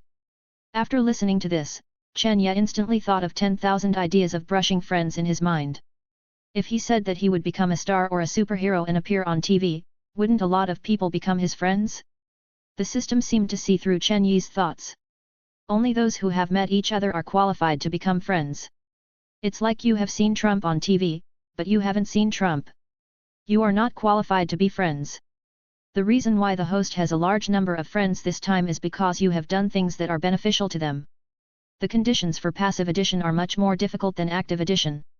Please be honest and take the initiative to make friends. System, how many friend points do I have now? Chen Ye wanted to see if the harvest this time was enough for a 10 draw. Currently there are 227 friend points in total, which can be exchanged for 1 family point. Do you want to exchange? No exchange. Chen Ye quickly refused. This is why he can only draw twice. If he draws thank you for your patronage, he will lose a lot. It's better to accumulate enough for 10 consecutive draws before drawing. Chen Ye never believes that a single draw can produce miracles. That's all dog help. Chen Ye didn't expect that. He just wanted to improve the conditions of the Hell's Kitchen police station from the bottom of his heart and create a better living environment for the people of Hell's Kitchen. He didn't expect that there would be such a generous reward. It seems that not all people in Hell's Kitchen are heartless. On the other side, Natasha, Hawkeye, and Carlson and other agents quickly returned to the Trident building in disgrace. Carlson ordered his men to send the agents for examination, and then brought Hawkeye and Natasha to the director's office, in front of Nick Fury. Obviously, Nick Fury had been waiting for them for a long time. Director Fury, I'm sorry. This mission is all my fault. I underestimated the strength of Chen Yi's group. The good old man Carlson took the initiative to take the blame. No, Director Fury, I underestimated the enemy too much. I didn't use my full strength when I saw a blind man. The main responsibility for the failure of this operation is me, and Carlson and others. Hawkeye, as the person in charge of the operation, also said quickly. It's me. It's me. Nick Fury looked at the people in front of him who were making excuses for each other, and his face showed a relieved expression. Then he interrupted, enough, the main responsibility this time is on me, not yours. The most urgent thing is to reinvestigate Chen Ye and his gang. Why does Kane have superpowers? Is there something wrong with our intelligence department? Or has he just awakened this ability? Nick Fury pointed out the most important issue at the moment. If it's the former, it's fine. If it's the latter, it proves that Chen Ye and his gang may be much stronger than we thought. Natasha's face became serious. Carlson thought for a long time and couldn't figure it out, so he asked, why is the latter a big problem? Awakening the day after tomorrow is also possible. What does this have to do with Chen Ye and his gang? As long as we separate, analyze what kind of superpowers they have, and we will deal with them. The next time will definitely not be the same as this time. According to intelligence, these people have been ordinary people for decades without any superpowers. They became mutants less than a month after coming to Chen Ye. Isn't it enough to explain the problem? And haven't you noticed that more and more mutants have been exposed around Chen Ye? Natasha explained. Nick Fury nodded and continued to add, according to the information, Chen Ye was not a mutant at the beginning, including the brother and sister next to him. This shows that either someone behind Chen Ye helped master the method of opening superpowers, or Chen Ye mastered the method of opening superpowers. This means that the number of mutants owned by Chen Ye's forces is far more than just a few of them. Maybe John Wick and others are also mutants. When a force controls a group of mutants, or can create countless mutants. I don't need to say more about what this means. Nick Fury's eyes became deep, which means that they have the ability to destroy a country at any time. If this is true, from another perspective, this Chen Ye is not as simple as shown in the information. Of course, all this is just speculation, so what we need to do now is to fully investigate Chen Ye and the forces that Chen Ye may represent behind him. After listening to this, Carlson on the side said worriedly, but, we just promised not to go to Chen Ye's territory, and Hell's Kitchen is extremely xenophobic, so it is difficult to arrange agents to go in. Keep an eye on them first, and don't act rashly before we have more intelligence. If it is confirmed to be true, I will go to find foreign aid. There are still many mutants in this world who are stronger than them. Nick Fury made this decision with almost no hesitation. Agent Carlson, now I give you a long-term task, that is, keep an eye on them for 24 hours, no matter what means you use, as long as you don't get close to the restaurant. Try not to have conflicts, and everything is based on collecting intelligence. We just promised him not to take the initiative to trouble him, but we didn't say that we can't monitor him. Understood, sir. Carlson responded and retreated respectfully. Chapter 31. Another week has passed since the shield incident. At this time, Chen Ye was driving a jeep towards Stark Manor.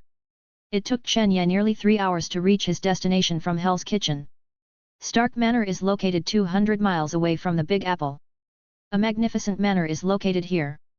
The so-called world-famous rich people, within a radius of 100 acres, are all assets belonging to the Stark family. The one who greeted Chen Ye was Tony Stark's driver and bodyguard Happy. Chen Ye drove the car to the open-air parking lot and saw that the parking lot was full of various luxury cars with very flashy colors, just like Tony Stark's personality. Chen Ye's jeep parked inside looked a bit like a husky mixed with a wolf pack.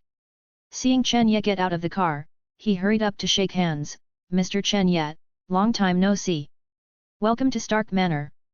Stark is busy in the basement now, I will take you in first. Stark Manor is quiet and peaceful. Surrounded by green trees, it is full of vitality. There are also many entertainment facilities in the manor, such as swimming pools, tennis courts, etc. for the owner Tony Stark to use. While visiting, Chen Ye thought that now that he has money, should he buy such a villa and enjoy it well.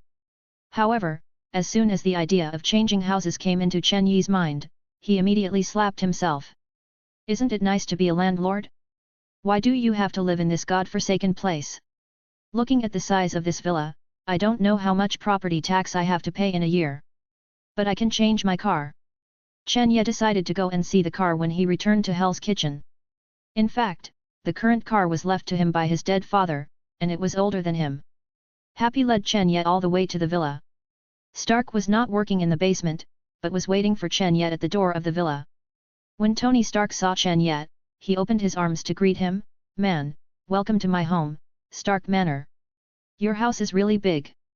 If it weren't for Happy, I guess I would get lost here. You are a single dog, living in such a big place, you won't feel lonely. Chen Ye teased Tony Stark. Tony Stark put on his usual annoying expression and said, because I am Tony Stark, a world-renowned rich man, I have lived in a manor since I was a child.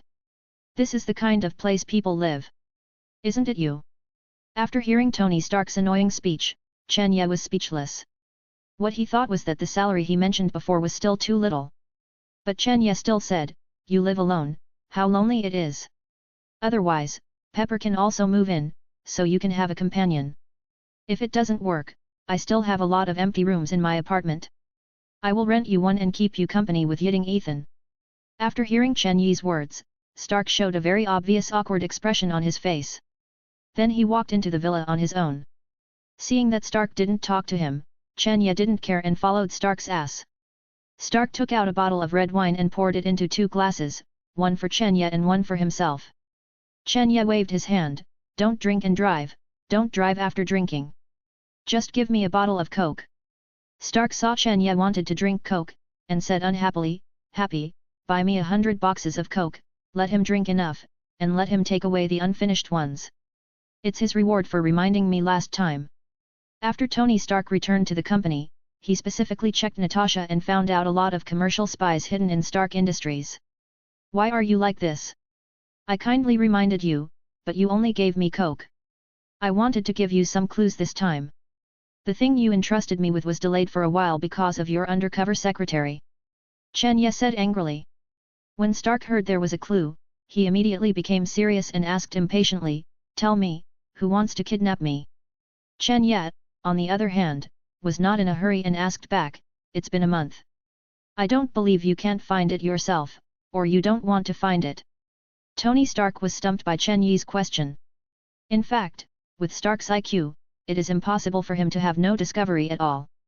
After all, it is actually quite easy to guess. If Stark himself died unexpectedly, the biggest beneficiary would be his own uncle, but Stark really didn't want to believe that the murderer behind the scenes was his uncle who watched him grow up. At this time, Stark's state of mind was shaken by Chen Yi's question. It was messed up. Actually, you know it yourself. Let me help you say it. That's right, it's the one you are thinking of, Obadiah Stane, a good friend and business partner of your father Howard Stark. Chen Ye was afraid that Stark couldn't hear clearly, so he slowly announced the answer. After hearing Chen Yi's answer, Tony Stark felt as if his chest was hit by a heavy hammer. The pain made him unable to move. His eyes became empty, as if he had lost his soul. Recalling that his uncle Obadiah often came to see him when he was a child, his uncle always smiled at him, full of patience and love for him. No matter how close they were, how much they talked about everything. Tony Stark tried to stay calm, but his shaking hands had betrayed him. What evidence do you have to prove that it was him? Why did you kill me? Chen Ye looked at Stark, who was forcing a smile at this time, and sighed. It seemed that Stark still didn't believe that his uncle was the murderer behind the scenes. I don't have any evidence at the moment, but I know where the evidence is. If you don't believe me, I can tell you where it is and you can go check it out yourself. Chen Ye replied. Then I'll ask you to find the evidence for me and give it to me. $1 million. Tony Stark said weakly. At this time, he already believed what Chen Ye said. That's your uncle, your beloved relative, you have to pay more, Chen Ye said excitedly. However, Stark was digesting the fact that Obadiah Stane was the murderer behind the scenes and ignored Chen Ye. Chen Ye looked at Stark's distraught look in front of him and couldn't help but soften his heart. Okay, I won't charge you this time. The evidence you want is in the computer in Obadiah Stane's office. There is a video of him talking to the leader of the armed group who kidnapped you. As for the force that kidnapped you, it is called the Ten Rings. The Ten Rings has a history of more than 100 years and is also an old organization. The leader is called Mandarin. This is not something you can deal with now. As for the reason, your uncle has been selling arms to various armed forces behind your back, and the Ten Rings is one of them. Your uncle has always been dissatisfied with you occupying Stark Industries and has always wanted to monopolize it. That's why he wants to get rid of you. Chen Ye explained. Be careful, your uncle won't let you go. Call me if you have any problem. Just be depressed for a day or two, don't act like the world is ending. This is not the famous playboy Tony Stark I know. You still have Happy and Pepper. If you really have any problem, call me and I will help you. After all, we are friends. I'm leaving first. Chen Ye saw that Stark was in a very low mood at this time and expressed his understanding. If he was betrayed, his performance might be even worse. At this time, Chen Ye also knew that men don't need comfort, they just need to be alone and quiet. No matter how others comfort them, it's useless. Some things can only be truly understood by oneself. Chen Ye also left the advice and turned away. Staying here would only make him look hypocritical. Chen Ye knew that the next time they met, Tony Stark would become the familiar Iron Man in his previous life. Chapter 32. The old man was very happy. Do you want to go with me today? Chen Ye asked Deadpool while adjusting his collar. Today is a very important day for Chen Ye, so Chen Ye rarely dressed up properly. Wearing a Zhongshan suit, a suit or something, Chen Ye said that it was too tight. For Hell's Kitchen, it is also a big deal. Because the only community college in Hell's Kitchen sponsored by Chen Ye has finally been renovated. Deadpool did not wear his black and red tights today, but showed his burned face. Deadpool's face was because he had cancer, and in order to survive, he participated in Project X and implanted regenerative ability. Then the regeneration ability and cancer are in a dynamic equilibrium, so Deadpool's appearance has always remained in a burned state. So it is not wrong to say that Deadpool is the most shameless person in Marvel, because he has no face at all. Deadpool was lying on his head with his left hand, holding the remote control in his right hand, watching TV, and replied weakly, "I have no motivation today. I was dumped by Miss Belinda, the waitress at the bar yesterday. I'm not going anywhere today." Chen Ye heard it and complained, "You were just dumped unilaterally. You will be dumped every day." After saying that, he left without caring about Deadpool. Chen Ye did not choose to drive, after all, the community college was not far from Chen Ye's neighborhood. So Chen Ye planned to walk there and inspect the streets he was responsible for. Along the way, Chen Ye watched the streets he was responsible for become well organized, and even some people set up stalls here to sell genuine bags and breakfast. Chen Ye even saw Chinese vendors pushing breakfast carts to sell soy milk and fried dough sticks. Chen Ye looked at a peaceful neighborhood and felt that his efforts this year were not in vain. If it was a year ago, Chen Ye would have seen a group of gangs fighting there, not the current situation. The changes in front of him made Chen Ye just want to say, "Nothing to do today, listen to music in the brothel." Unconsciously, Chen Ye found that he had walked to the gate of the community college. Jin Bing in front of the gate pointed at the gate and seemed to be talking to his secretary Sharon O'Casey. Chen Ye hurriedly stepped forward and said to Jin Bing, "Uncle Jin Bing, why are you here today? Let Sharon accompany me." "Ha ha ha, this is not my good godson. The school has been renovated. How can I not come? Besides, I am also a school director after all, and I paid half of the money. If there is someone who dares to cut corners, I can let him see God as soon as possible." Jin Bing looked very happy. Maybe he also wanted to make a contribution to the education of his hometown. Jin Bing then said to his secretary, "Sharon, introduce it to us." Sharon O'Casey nodded, then took the lead and introduced, "At present, our community college has 3 areas, namely the teaching area, the living area and the activity area. The teaching area has a teaching building and a library. The teaching building has 3 floors and 36 classrooms. There are 3 classes in each grade from 1 to 12. The living area is divided into a cafeteria and a dormitory building. A dormitory building currently has 6 floors, each floor has 20 rooms, each room is 200 feet, and a room can accommodate 4 people. There are currently 2 buildings under construction. 200 feet for 4 people is not a bit small, Mr. Chen Ye?" the secretary asked. Chen Ye touched his chin, thought for a while, and said, "Change it to 6 people in 1 room." After listening to the secretary kindly asked, "Mr. Chen Ye, will it be too crowded for 6 people?" After hearing this, Chen Ye turned his head and squinted his eyes at the secretary. Many children in Hell's Kitchen don't even have a place to sleep. 6 people sharing a wall is not considered crowded. Jin Bing, who was standing by, nodded slightly after hearing what Chen Ye said. After all, for Jin Bing, a native of Hell's Kitchen, if he had a safe place to sleep in his childhood, 6 people sharing a room would not be a problem. Chen Ye thought that this secretary was eating too well. He should let her go to the Far East to visit the university dormitories there. 200 feet is about 18.5 square meters. This condition can accommodate 10 people in some universities in the East. I was very merciful not to build the university dormitories according to prison standards. Besides, those children in Hell's Kitchen. How much money can a family have? Some children don't even have parents. Chen Ye didn't expect them to pay tuition and accommodation fees. If they were given free accommodation, what else could they expect? Perhaps realizing that she had said something wrong, Secretary Sharon continued, "Of course, compared to before, this school can provide children with a safe learning environment, and they have installed heating in their dormitories.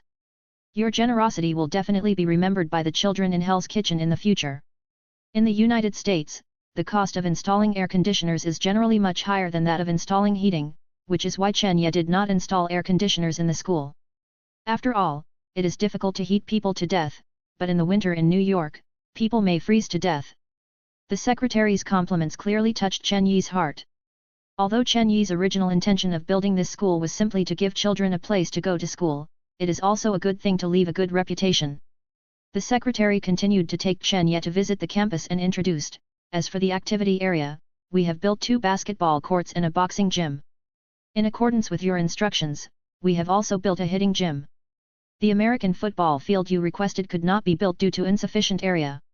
At present, we only need to wait for the government's education department to pass our approval, and then we can start recruiting professors and start recruiting students. But... The secretary looked at Jinbing with concern.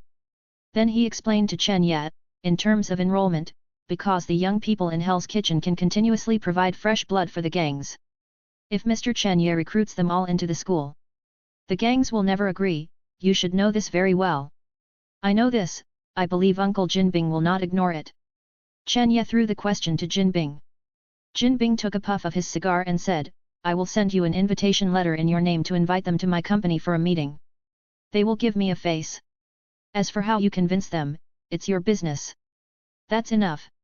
I'll talk to them about the rest. Chen Ye knew very well that the gangs in Hell's Kitchen were unruly and looked like they were the best. Even if Jinbing came out, he might not buy it. After all, there are only so many teenagers in Hell's Kitchen. The gangs themselves were not enough to digest them. Now they are being wiped out by Chen Ye. If it were Chen Ye himself, he probably wouldn't agree. However, if Hell's Kitchen wants to have a future, community colleges are a must. Children are like a blank sheet of paper, and there is only black in Hell's Kitchen. What Chen Ye wants to do is to make it colorful even if it is black. After sighing, Chen Yi's eyes just stopped on the school wall, and then turned around and told his secretary Sharon, install barbed wire on the wall and turn on the electricity. I want to ensure that no matter whether it is people from outside or students in the school, there is only one choice for entering and exiting, the gate. Chapter 33. The Irish Gang headquarters is a hidden factory, and its business scope is to repair and modify vehicles. The Irish Gang is a veteran gang in Hell's Kitchen. Before Kingpin came out, it ruled Hell's Kitchen for nearly decades, but was later defeated by Kingpin. But a lean camel is bigger than a horse. Even after being hit hard, the Irish Gang is still one of the top gangs in Hell's Kitchen. At this time, the air in the office was filled with thick cigar smoke. 4 groups of leather sofas formed a square, and 2 of the sofas were occupied by a middle-aged man in a suit. To outsiders, there was almost no difference between the 2 men. It was obvious that they were twins. The younger brother held an invitation in his hand and said angrily, Tom Ralph, I heard that Kingpin's godson invited us to his company to attend a meeting this weekend. There are issues about the community school he established that need to be discussed. This Kingpin is now increasingly thinking of himself as the master of Hell's Kitchen. You say we shouldn't go. Others give him face, but we don't need to give it to the AIER gang. After handing the invitation to another person, Tom Ralph comforted his brother, Jerry, how many times have I told you not to call me by my full name? We must go, not only to go, but also to invite everyone who received the invitation to go with us. Brother, what do you mean? There are so many of us, but we are still afraid of Kingpin alone. If we force him into a corner, the worst that can happen is that both sides will be destroyed. Jerry Ralph has always been dissatisfied with Kingpin, and often instigated other gangs to attack Kingpin's territory together. Don't worry, Mrs. Gao from the Hand, the power behind Kingpin, has come to me. Mrs. Gao said that Kingpin is just an untamed dog now, and promised that as long as we kill Kingpin, we will be the king of Hell's Kitchen. I was worried that there was no good way to make Kingpin attract more hatred, and this meeting was just an opportunity. As for his godson Chen Yat, he is just a little kid. Tom Ralph looked like he was planning a strategy. He didn't take Chen Ye seriously. After all, when Tom and Kingpin were fighting, Chen Ye was still playing in the mud. The Mexican gang is in the suburban slums at the edge of Hell's Kitchen. The main business of the Mexican gang is drugs and grass. 60% of the drugs in Hell's Kitchen come from them. There are simple buildings everywhere, the terrain is complex and intertwined, the population density is extremely high, and it is very easy to hide and escape. The main residents here are drug addicts and homeless people who come from other places. The Mexican gang's base is at the innermost part of the slum, and you have to go through the simple and dilapidated dangerous buildings. The smelly garbage and the desperate, confused, and bloodthirsty eyes of the homeless and drug addicts. Deep in the slums, in a house that looks shabby but is decorated extravagantly inside, a group of Latinos wearing flip-flops and Hawaiian-style clothes each hugged a few beautiful women in bikinis, giving off a feeling of nouveau riche. At this time, a confidant carrying an AK-47 came in and said respectfully to the leader, King Bing sent someone to deliver the invitation, boss. Gust, the leader of the Mexican gang, said loudly, Who, King Bing? Where is the letter? The confidant on the side handed the letter over respectfully. Gust snatched it, tore the envelope into pieces in a few seconds, opened the invitation letter and read the contents. Then Gust crumpled it into a ball and threw it on the ground, mocking loudly, Chen Yat, a person who has repeatedly opposed me dares to invite me? I'm afraid that I will see him and can't help but shoot him. Then he told his confidant, Go, I won't go, go find a few drug addicts, install time bombs and send them to the meeting place. I will go, but I will deliver the gifts. Then go find mutant mercenaries, money is not a problem, as long as they can kill Chen Yat, that bastard, and meet all requirements. This Chen Yat has always been very resistant to the appearance of drugs. Before, Gust's men were repeatedly defeated in the neighborhood that Chen Yat was responsible for. Chen Yat is cutting off Gust's money. Cutting off someone's money is like killing their parents, not to mention that in Gust's eyes, money is far more important than his parents. Gust knew that those human bombs might not kill Chen Yat, but most of the people attending the party were ordinary people. If he was lucky, he might be able to kill a few important gang leaders. This is possible. It was an accident on Chen Yat and Jin Bing's chassis. They certainly can't escape responsibility and cause them some minor troubles. Besides, even if it fails, Gust won't suffer any loss. At most, he can hire mutants. If one is not enough, then two. Gust may not have anything else, but he has plenty of money. Drug dealers are the least short of money. The area on the other side of Hell's Kitchen bordering the rich area. This is the chassis controlled by the British gangster Shelby family. Because there are often blades in the door caps, they will take off the caps to attack during fights. So people here also call them the Razor Gang. The current leader of the Razor Gang is Tommy Shelby. The previous leader is also Tommy Shelby's brother Arthur Shelby, who unfortunately died in a gang war. Most of the Razor Gang members are white people from Europe. Because of their skin color, they don't get along with the other two gangs. But because their Razor Gang members dare to fight, and because there are sufficient security forces stationed near the rich area and fewer gangs nearby, the Razor Gang can gain a foothold and quickly occupy this area. In an English-style villa, Tommy Shelby is drinking English afternoon tea at this time, and there is an opened invitation on the table. Tommy Shelby is a veteran and admires Chen Yi's way of dealing with people. He also supports the idea of opening a school in Hell's Kitchen. However, admiration is admiration, and if Chen Yi can't come up with enough conditions, Tommy Shelby will not easily express his opinion. Hell's Kitchen is going to be chaotic, it's better to be more chaotic. Only when it's chaotic can we have a chance. Tommy Shelby muttered to himself. Hell's Kitchen Midtown is the most prosperous and lively area in Hell's Kitchen, and it is also the most chaotic area. There are gangs of all sizes here, and no one is submissive. In a bar in Midtown, a young Asian man wearing a black cloak and a yellow hedgehog head ordered his men. Got it, Vongola I will arrange for people to settle the newly occupied territory as soon as possible. Then the man withdrew. The yellow hedgehog head is the leader of the Vongola family, Vongola the supernova of Hell's Kitchen. Chapter 34. The old man was very angry, but he was very angry. It seems that Chen Yi has also started to act. We have to speed up as well. Our territory expansion is not fast enough now. Vongola said to himself in annoyance. Vongola and Chen Yi met in an orphanage in Hell's Kitchen when they were children. At that time, Chen Yi's dead father passed away, so he was sent to the orphanage by the government. Chen Yi stayed in the orphanage for a year before being picked up by Kingpin. The conditions of the orphanage were not good to begin with, let alone the orphanage in Hell's Kitchen, where the conditions were even worse. The federal government withheld all the funding that should have been given to the orphanage, and didn't care about the lives of the orphans at all. People died every day in Hell's Kitchen anyway, not to mention these orphans without parents, who were even less cared for. On the surface, this is an orphanage, but in fact it is a breeding ground for human trafficking and organ trafficking. The caregivers inside didn't treat these orphans as human beings at all. They would regularly sell the good seedlings to the gangs to provide them with fresh blood, or sell the organs of these orphans to people in need. When Chen Yi first arrived at the orphanage, Vongola was the king of the children in the orphanage. Because Chen Yi thought Vongola looked very similar to a character in a certain cartoon, he gave him this name.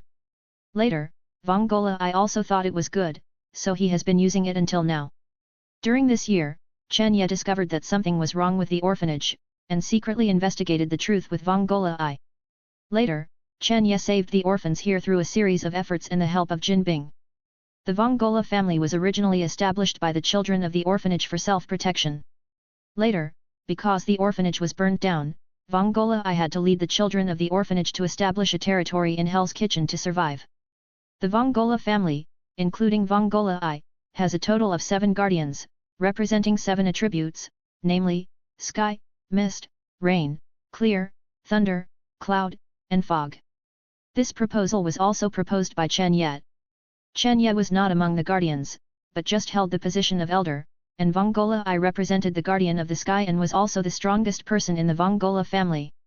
Although Vong Gola I did not understand the meaning of this attribute, he knew that Chen Ye would not harm him, and it sounded pretty good, so he has been using it until now.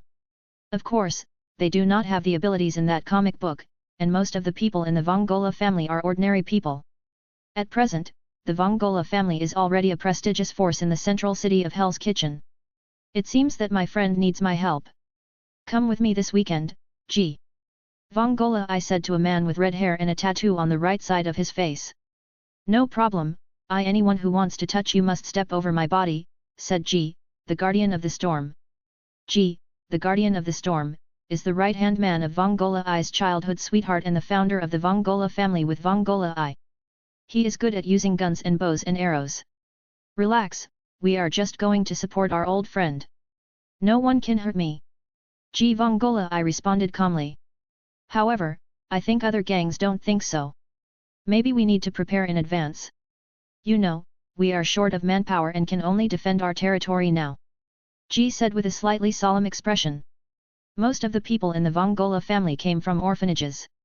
Because Vong Gola I does not allow people with bad intentions to join, the number of people has not been able to expand. It's okay, just you and I will go. The rest of the people don't need to go. Hell's Kitchen must have its own school. Vong Gola I said firmly.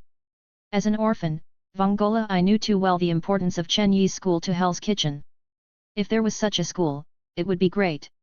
Wouldn't the lives of him and his companions be changed? Maybe now he has finished college and lives an ordinary life with his companions. Understood, I will arrange it. Ji did not refute after hearing it. As long as it was Vong Gola I's decision, Ji would support it with all his strength. At this time, Chen Ye was still sitting leisurely in the lobby of the apartment, eating watermelon and chatting with John Wick, the security guard, and had no idea that other gangs were thinking about how to deal with him. But even if Chen Ye knew, he would not take it seriously. After all, in this free country, danger is happening every minute and every second, but Hell's Kitchen is. There are relatively more houses. On the contrary, if those gangs do not take action, Chen Ye will hardly have an excuse to attack them. Chen Ye has long wanted to eradicate gangs like the Mexican gangs that have no bottom line. Will these gangs unite to make small moves? Chen Ye believes they will. Even if we understand the huge gap between the enemy and us, who is willing to give up their own interests? What's more, these gangs who don't know the height of the sky and the earth are always invincible. They will not recognize the gap between the enemy and us unless they pay the price of their lives. Chen Ye is very clear that this meeting seems to be discussing the source of students and the opening of the school for Hell's Kitchen Community College. In fact, Chen Ye is secretly identifying who can be saved and who is hopeless. See which gang bosses only care about their own interests and ignore the future of Hell's Kitchen. In Chen Ye's view, such people are born evil and cannot be saved. The only one who can save them is probably God. And what Chen Ye can do is to send them to see God. Do you need me to accompany you to the meeting this weekend, boss? John Wick asked Chen Ye. John Wick looked at Chen Ye, who was much younger than him. Sometimes it was hard to imagine that he had such great ambitions and wanted to change Hell's Kitchen even under such great pressure. He was really admirable. Do you have anything to do this weekend? Do you have a crush on someone and need to go on a date this weekend? Chen Ye asked with a gossipy look on his face. John Wick. Don't be shy, we are all men, I understand very well. After all, your wife has been dead for so long. You see, Deadpool goes to girls to relax every day, although others look down on him. Thinking of John Wick's bitter and vengeful look all day long, Chen Ye couldn't help but tease. John Wick shook his head and smiled bitterly. I just saw Deadpool recently and wanted to get a dog again. It just happened to be a companion for Deadpool. John Wick has been working as a security guard in an apartment recently. He always sees Deadpool and thinks of the dog he once raised. He suddenly has the urge to buy a dog. Okay, remember not to buy a female dog. I'm afraid that Deadpool will eat me. Chen Ye said helplessly.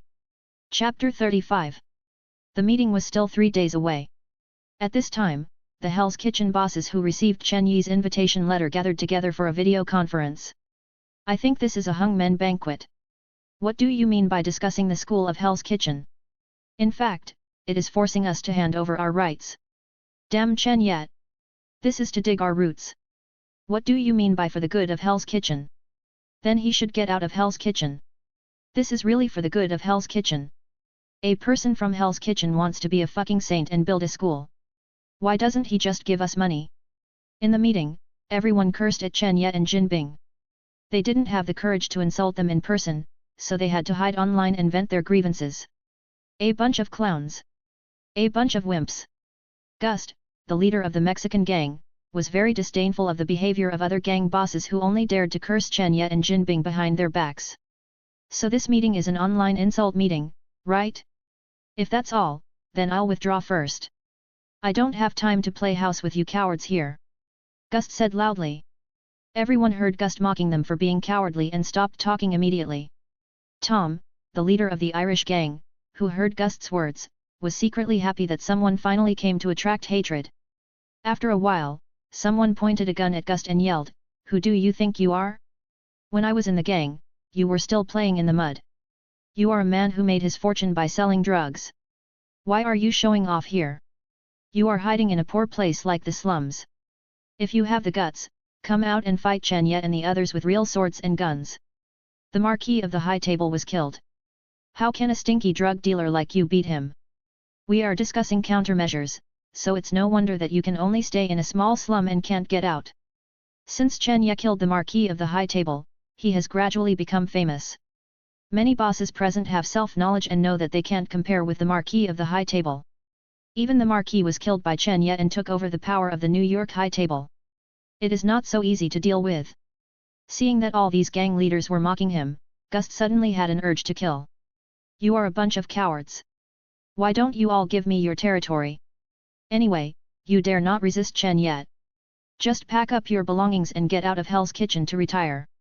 Anyway, I don't plan to attend this crappy meeting. As for the young people in Hell's Kitchen, everyone should rely on their own abilities.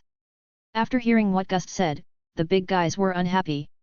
Someone immediately questioned him, "Let me ask you, if you refuse Chen Ye at that time, Chen Ye insists on forcing all the teenagers in Hell's Kitchen to go to school, and he brings people to kill your territory, what can you do to stop him?" After hearing this, Gust smiled confidently, "Then I will call the police." After hearing Gust's answer, the online meeting was silent for a while, and no one spoke. Gust thought it was a network jam. Seeing that everyone was so surprised, Gust asked strangely, "What, is there a problem with this method?" Soon, the first laugh appeared in the video conference, and the laughter gradually became louder and louder. "You are a drug dealer and you are going to find the police to solve the problem. Are you going to turn yourself in? Do you think the police will arrest you first or Chen Ye first?" The rule of Hell's Kitchen has always been that the affairs of Hell's Kitchen should be resolved within Hell's Kitchen. This is an eternal rule. I didn't expect that the Gust family, one of the 3 major gangs in Hell's Kitchen, would lose the dignity of the gang and let the police intervene. This is simply a shame for our Hell's Kitchen. After listening, Gust snorted. Gustav did not agree with the pedantic ideas of these old antiques. No wonder he can only stay in Hell's Kitchen for his whole life. He explained, "Chen Ye is not only a superpower, he also has many superpowers under his command. Moreover, he does not belong to any gang. Besides, everything he does now is changing Hell's Kitchen. If he can change it, why can't we? Then what's wrong with me calling the police? Don't forget, he is also the elder of the assassin organization of the High Table, and he has many assassins under his command. The police are eager to arrest these assassins." Someone else questioned, "Even if you call the police, what's the use of the police in Hell's Kitchen? They can't even beat us normally, do you expect them to arrest Chen Ye? Don't you know? Is Chen Ye the biggest sponsor of the Hell's Kitchen police department? Didn't a group of people claiming to be from the FBI come and leave Chen Ye's territory in disgrace? Obviously, these gang leaders knew what Chen Ye had done some time ago and nodded involuntarily. Seeing this, Gust continued, "Your ideas are all wrong. The people sent by the government last time were not enough. Chen Yi's threat is greater than ours. Don't forget that they are mutants. A group of mutants slaughtered ordinary people. Do you think the government will see this happen?" Without waiting for others to refute, Gust continued, "Because no matter who it is, they want to eliminate unstable factors like Chen Ye. Ordinary people are always the mainstream. Mutants are aliens in front of the government or the people. As long as they kill the aliens, no matter which law enforcement agency, they will become famous and become national heroes. Chen Ye is a piece of fat meat in front of these politicians. In the face of huge interests, the government and law enforcement agencies are bound to be willing to take this risk. Besides, do you really think that the failure in the past can represent the real strength of the government? They may have just been testing that time. The strength they sent out is definitely not their real strength. The government agencies must have comprehensively analyzed the abilities of Chen Ye and his group of mutants during this period, found out their weaknesses, or developed weapons that can fight against them. In front of such a huge state machine, the strength of an individual is always vulnerable. This is why Chen Ye did not kill an agent at that time. Because he did not think he had the ability to fight against the entire country. Besides, do you think that even if we went to the meeting, we could stop Chen Yi's idea this time? The school should still recruit students, and then we will have no fresh blood. If we compromise this time, there will be the next time. In the end, do we have to give up our own gangs to him, Chen Ye?" Gust's words were well reasoned, and all the leaders fell into deep thought. Chapter 36. The old man was very angry, but he was very angry. Faced with Chen Yi's crazy reform, they were unwilling to give up their interests. Chen Ye was a beast that could never be fed. Since Chen Ye came back to Hell's Kitchen, the eastern area of Hell's Kitchen, which was Chen Yi's territory, was occupied by Chen Ye, and the major gangs suffered heavy losses. This time they began to reach out to them again, snatching people from them in the name of school enrollment. If this matter is really agreed, the gangs will slowly have no fresh blood. After a long time, do gang fights need us, the uncles in our 50s and 60s? This is a slow death for them. So this must be prevented from happening. Although Gust's method sounds a little unreliable and too idealistic, it is indeed a good way. If Chen Ye insisted on opening a school despite the advice of the gang leader, they would have no choice but to resist. At that time, let the government take action first. If the law enforcement department succeeds, everyone will be happy. If the government does not take action, there will be no evidence to find the gang leaders. In this way, whether Chen Ye and the government have a conflict or not, it will not happen to them. In just a few seconds, everyone sorted out the interests of this matter, and then changed their past sarcasm and began to flatter Gust. "I didn't expect that this Mexican leader would use his brain." Gust laughed when he saw that everyone had changed their appearance. Gust actually had another reason that he didn't say here. After all, the people here are not good men and women, and they always need to hide a trump card. As the big drug lords in Mexico, they have the habit of bribing government officials and police since childhood, letting these government people cover for themselves, otherwise Gust would have been arrested and shot by the official people. After coming to America, Gust has been carrying forward their fine traditions. He has bribed countless officials, the biggest of whom is the mayor of the Big Apple. According to the intelligence of the Gust family, the mayor is extravagant, has abnormal dealings with many entrepreneurs in New York City, and has even accepted bribes from Jinping. If it were someone else, he might give up this line, but Gust is not an ordinary person. He said that as long as the money is enough, Jinping's people can also become his people. Then, he immediately sent someone to contact the mayor and spent a lot of savings to buy luxury cars and various mansions for the mayor. After spending $300 million, Gust successfully won Jinping's corner, captured the mayor, and became the family's backer in New York. Gust himself knew very well that ordinary people did not pose any threat to Chen Ye and Jin, and were not vulnerable at all. So Gust planned to call the mayor after the video ended and asked him to arrange for the army and special forces to provide support. After all, you take money from others and help them get rid of disasters. Tom, a member of the Irish gang, also said while the iron was hot, "We don't need to be afraid of Chen Ye and Jinping. Even if the government doesn't take action, others will. So I think we still have to attend this meeting." Everyone stopped complimenting Tom after hearing what he said. Gustav looked at Tom on the video unhappily. It was this person who interrupted his limelight, but he also asked curiously, I wonder which force also wants to take action against Chen Ye and his gang. At this time, Tom kept it a secret, I wonder if everyone has heard of how Jinbing made his fortune. Everyone shook their heads. Although they all knew that Jinbing had a force behind him, otherwise it would be impossible for Jinbing to become the overlord of Hell's Kitchen so quickly, but they didn't know which force it was. They all looked at Tom, the leader of the Irish gang, curiously. Seeing that everyone shook their heads, I wonder if everyone has heard of the Hand Association. Everyone suddenly realized that it was no wonder that Jinbing rose to power so quickly because he had the support of the Hand Association. The Hand is an organization composed of ninjas, thieves, and assassins. It has a history of hundreds of years. Guster immediately understood what Tom meant, so you mean, the Hand is about to take action against Chen Ye and his group. The leader of the Irish gang, Tom, nodded. Mrs. Gao, one of the members of the Hand, is mainly responsible for illegally researching drugs and medicines in the United States. She is very dissatisfied with Chen Yi's ban on drug trafficking in Hell's Kitchen. She will send this guest to assassinate Chen Ye and his group soon. Tom did not make his words too clear. She said that Mrs. Gao wanted to deal with Chen Ye instead of Jinbing, and promised him to be the overlord of Hell's Kitchen. After hearing this, the gang leaders became very excited and asked Tom if he knew Mrs. Gao. They all wanted to get in touch with Mrs. Gao's drugs to see if they could get a share of the profits. Gust, the leader of the Mexican gang who also started out as a drug dealer, looked unhappy when he saw the performance of these leaders. He didn't expect that the people who had just flattered him would ignore him when they heard about Mrs. Gao.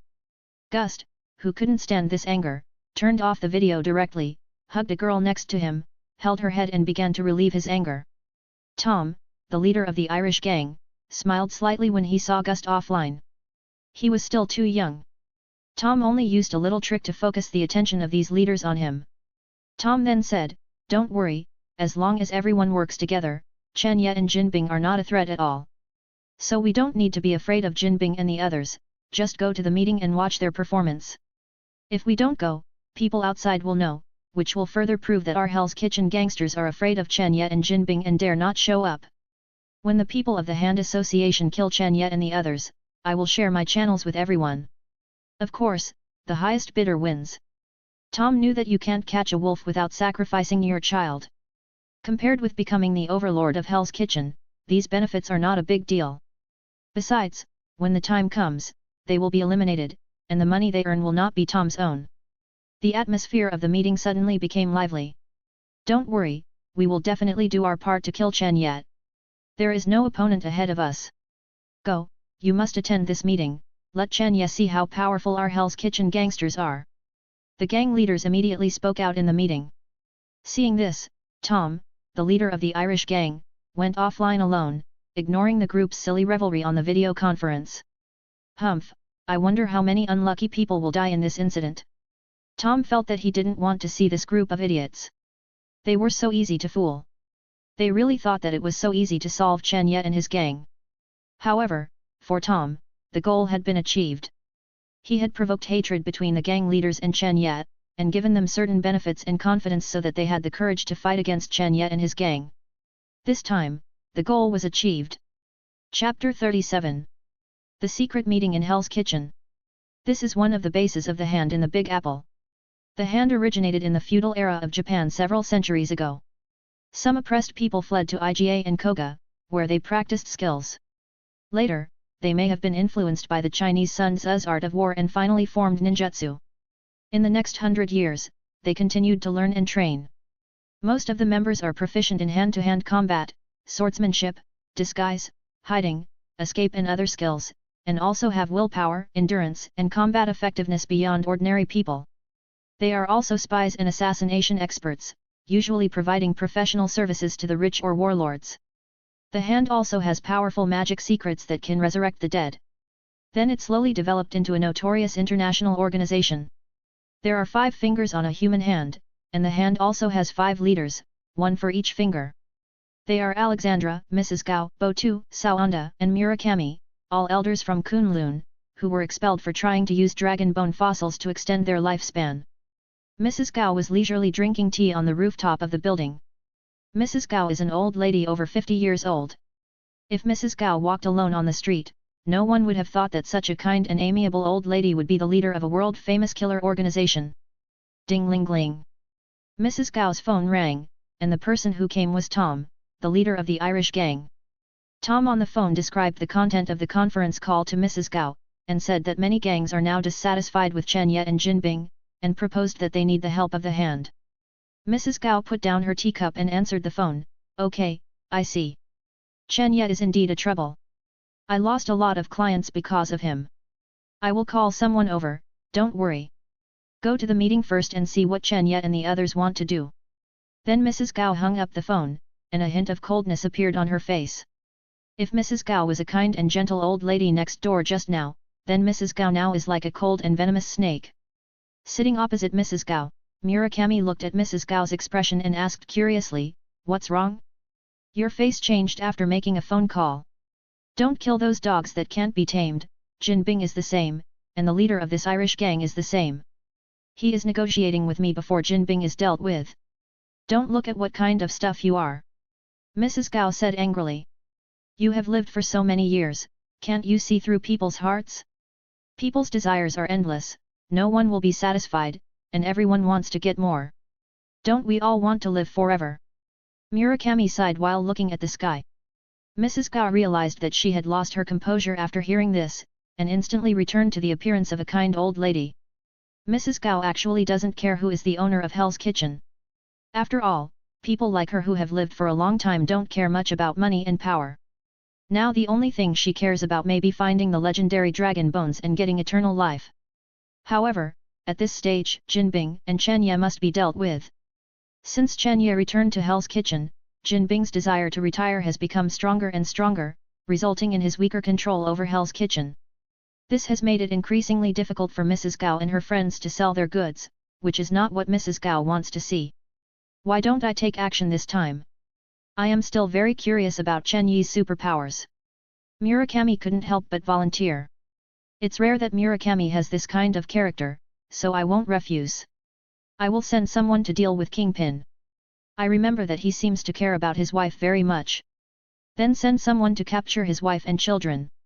When Mrs. Gao heard Murakami volunteered, her eyes suddenly lit up and she quickly agreed. When the time comes, I will personally take action with my apprentice Xin. Murakami added.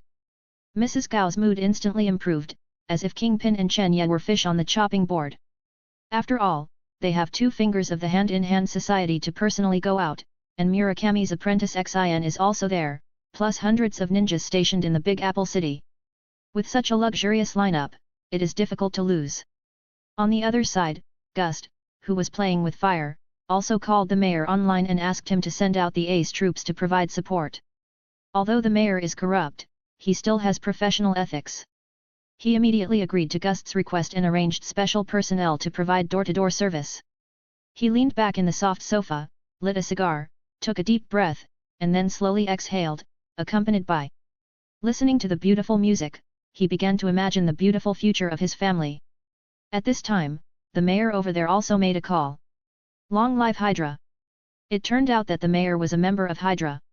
Long live Hydra! Director Pierce on the other end of the phone first looked around vigilantly, and then responded after making sure that no one was around. Director Pierce is the top leader of Hydra hidden in S.H.I.E.L.D., and his status in S.H.I.E.L.D. is equivalent to that black-boiled egg. You usually don't call me unless it's urgent. Go ahead.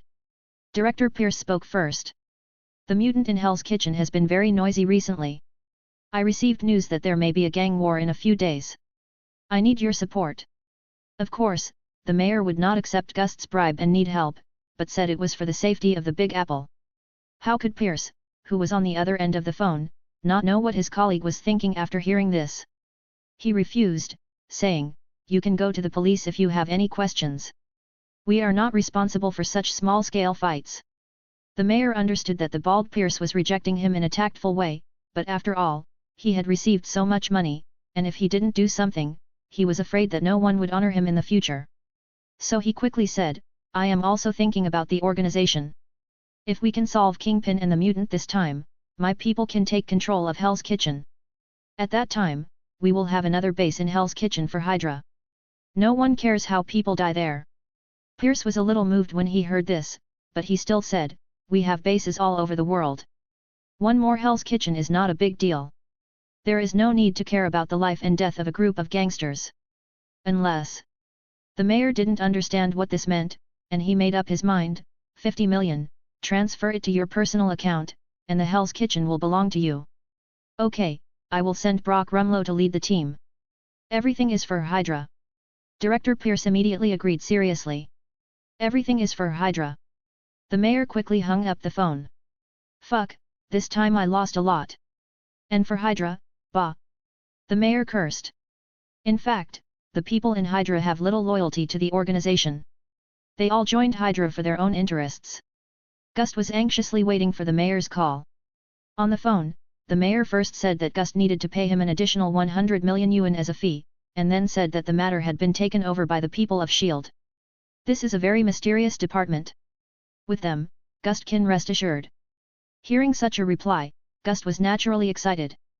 Although the $100 million fee made Gust a little painful, as long as he could kill Chen Ye and Kingpin, everything was worth it. Chapter 38. The meeting was held one day later. Hell's Kitchen, opposite Good Luck Restaurant. Natasha and Hawkeye were under the order of Black Sauce Egg to monitor Chen Yi's every move. The chain reaction caused by this recent meeting was so great that Chen Ye himself did not expect it. I heard that Hell's Kitchen is very lively recently, and many people have come. Natasha said with emotion. Isn't it, the Hand, RSTRIKE? Team Crossbones, even the Brotherhood of Mutants have come to Hell's Kitchen. Hawkeye echoed. Isn't it true, a lot of people marked as uncontrollable by SHIELD have come to Hell's Kitchen. This Chen Ye is really powerful. He can stir up so many forces with just one meeting. Thanks to him, we haven't even slept these days. We have been working 24 hours a day for several days. Our skin has become worse. Natasha looked at the direction of the Good Luck restaurant opposite with resentment. Natasha hasn't had a good rest for a few days because of Chen Yi's noise, but Chen Ye opposite has slept soundly these days. She feels very unbalanced. It feels like Chen Ye is in danger this time. Even if he is a mutant, he is no match for a well-known person like Magneto. Magneto is an existence that can destroy a country.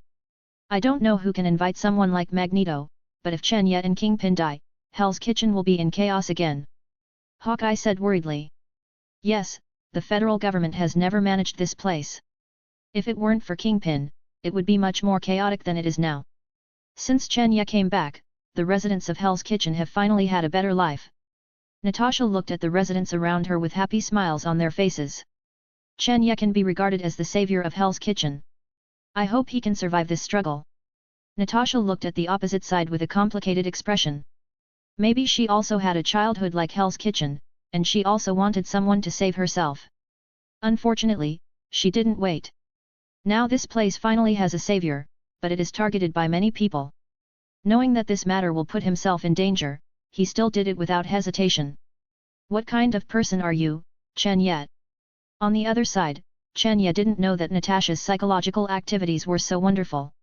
At this time, he was cooking in the kitchen to entertain his good friend Vongola I. You are handsome, young man, second only to me. Deadpool looked at Vongola I, took out a mirror to look at his face, and said narcissistically.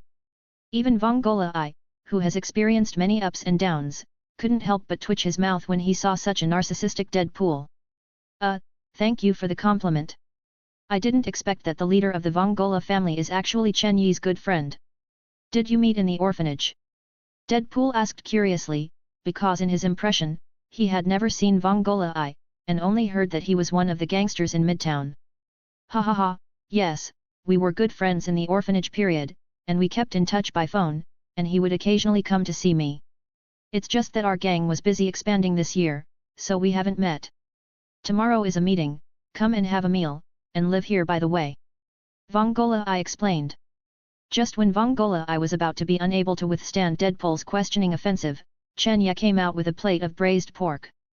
Vongola I's eyes suddenly lit up, as if he had seen the savior, and hurried over and said, "The dishes are ready, right? I'll go get the rice." "Hey, it's okay. You just sit and chat, I'll go get it." Chen Ye refused. "No, I'll do it." Vongola I ran to the kitchen before he finished speaking. A few minutes later, everyone sat down quickly and started eating. "Why are you free to come here today? You're not worried about me, are you? Chen Ye joked. After all, Chen Ye and Vongola I haven't seen each other for a year. Today, he came to see him for the first time. Isn't it okay for me to come here for a meal? The family has just stabilized, so I came to see my best friend. Vongola I said after picking up a piece of chicken wing. Okay, don't I know your personality? You don't think those gangs can really do anything to me, do you? Chen Ye said as he filled a bowl of soup with a nonchalant look on his face.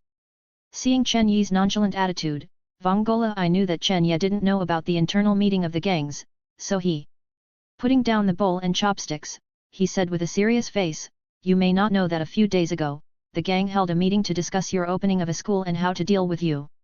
I know, this is normal. If they compromise so easily, they are not a gang. But a group of ants are still ants when they gather together. Their essence will not change. It is easier to solve when they gather together. Chen Ye was not surprised after hearing this. This was all expected. They also found the hand and the federal government. Vongola I added. At this time, Chen Ye took it a little seriously, the hand? The federal government is okay. After listening, Chen Ye started to eat while thinking about countermeasures. Vongola I saw that Chen Ye was concerned, so he stopped talking and worked hard. Don't say, Chen Ye's food is really delicious. Next time, I will bring Ji and the others to come and eat together. What we usually eat is garbage. Chen Ye was not surprised to hear the name of the hand. After all, the hand is basically one of the new bosses of every Marvel. They are just a few people driven out by Kunlun. After all, Chen Ye messed up their drug business, so it is understandable that they want to kill him.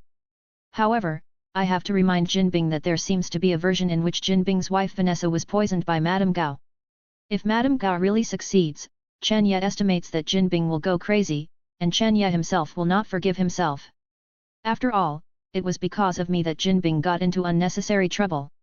Chen Ye didn't know that even without me, Madame Gao had long been dissatisfied with Jinbing and wanted to get rid of him. Then Chen Ye took out his phone and called Jinbing, telling him that Hell's Kitchen was not peaceful recently, and asked Jinbing to protect his wife and children. And stated that if it really didn't work, bring them to the apartment, and someone would protect her. After Chen Ye reminded Jinbing, he immediately made a second call. The next second, a voice came from the phone, this is the High Table Information Center. Chen Ye slowly said, I will issue a combined bounty notice across the United States. Yes, this is the first time Chen Ye has used the power of the High Table after becoming an elder of the High Table.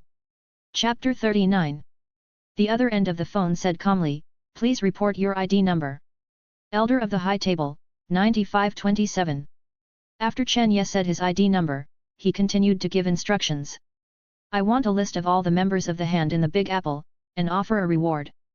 $50,000 for ordinary members, $100,000 for senior members, $500,000 for ninjas of the Hand, $1 million for important backbones of the Hand, and $10 million for each of the 5 fingers. A total of $100 million. Chen Ye never thought that the 5 fingers of the Hand would be killed, but just wanted to give it a try. Those who are really capable of killing them don't care about the $10 million, and those who care about the $10 million don't have the ability to kill Madame Gao and her group. As for the bounty, Chen Ye naturally doesn't have to pay it himself. The High Table Society gives a bounty to each elder every year, so Chen Ye doesn't feel bad about spending it. As for why he didn't offer a bounty for other gangs, Chen Ye said there was no need. After all, these people are in Hell's Kitchen, and he can handle it if he works hard. We have received your request, please wait. On the other end of the phone, the High Table Society Information Center, the administrator paused the phone at this time, and then said, all the files of the members of the Hand in the Big Apple. After a while, a High Table Society staff member in a secretary's uniform took out a copy of the latest files of the members of the Hand from the archives and handed it to the administrator. The administrator took the file and opened the first few pages to see the photos of Murakami and Madame Gao's 5 fingers. Then the administrator confirmed that it was correct and stamped the red seal of the High Table Society's bounty. Then he picked up the phone and replied to Chen Ye, the information has been recorded and will be broadcast globally later. This reward can be seen in continental hotels around the world.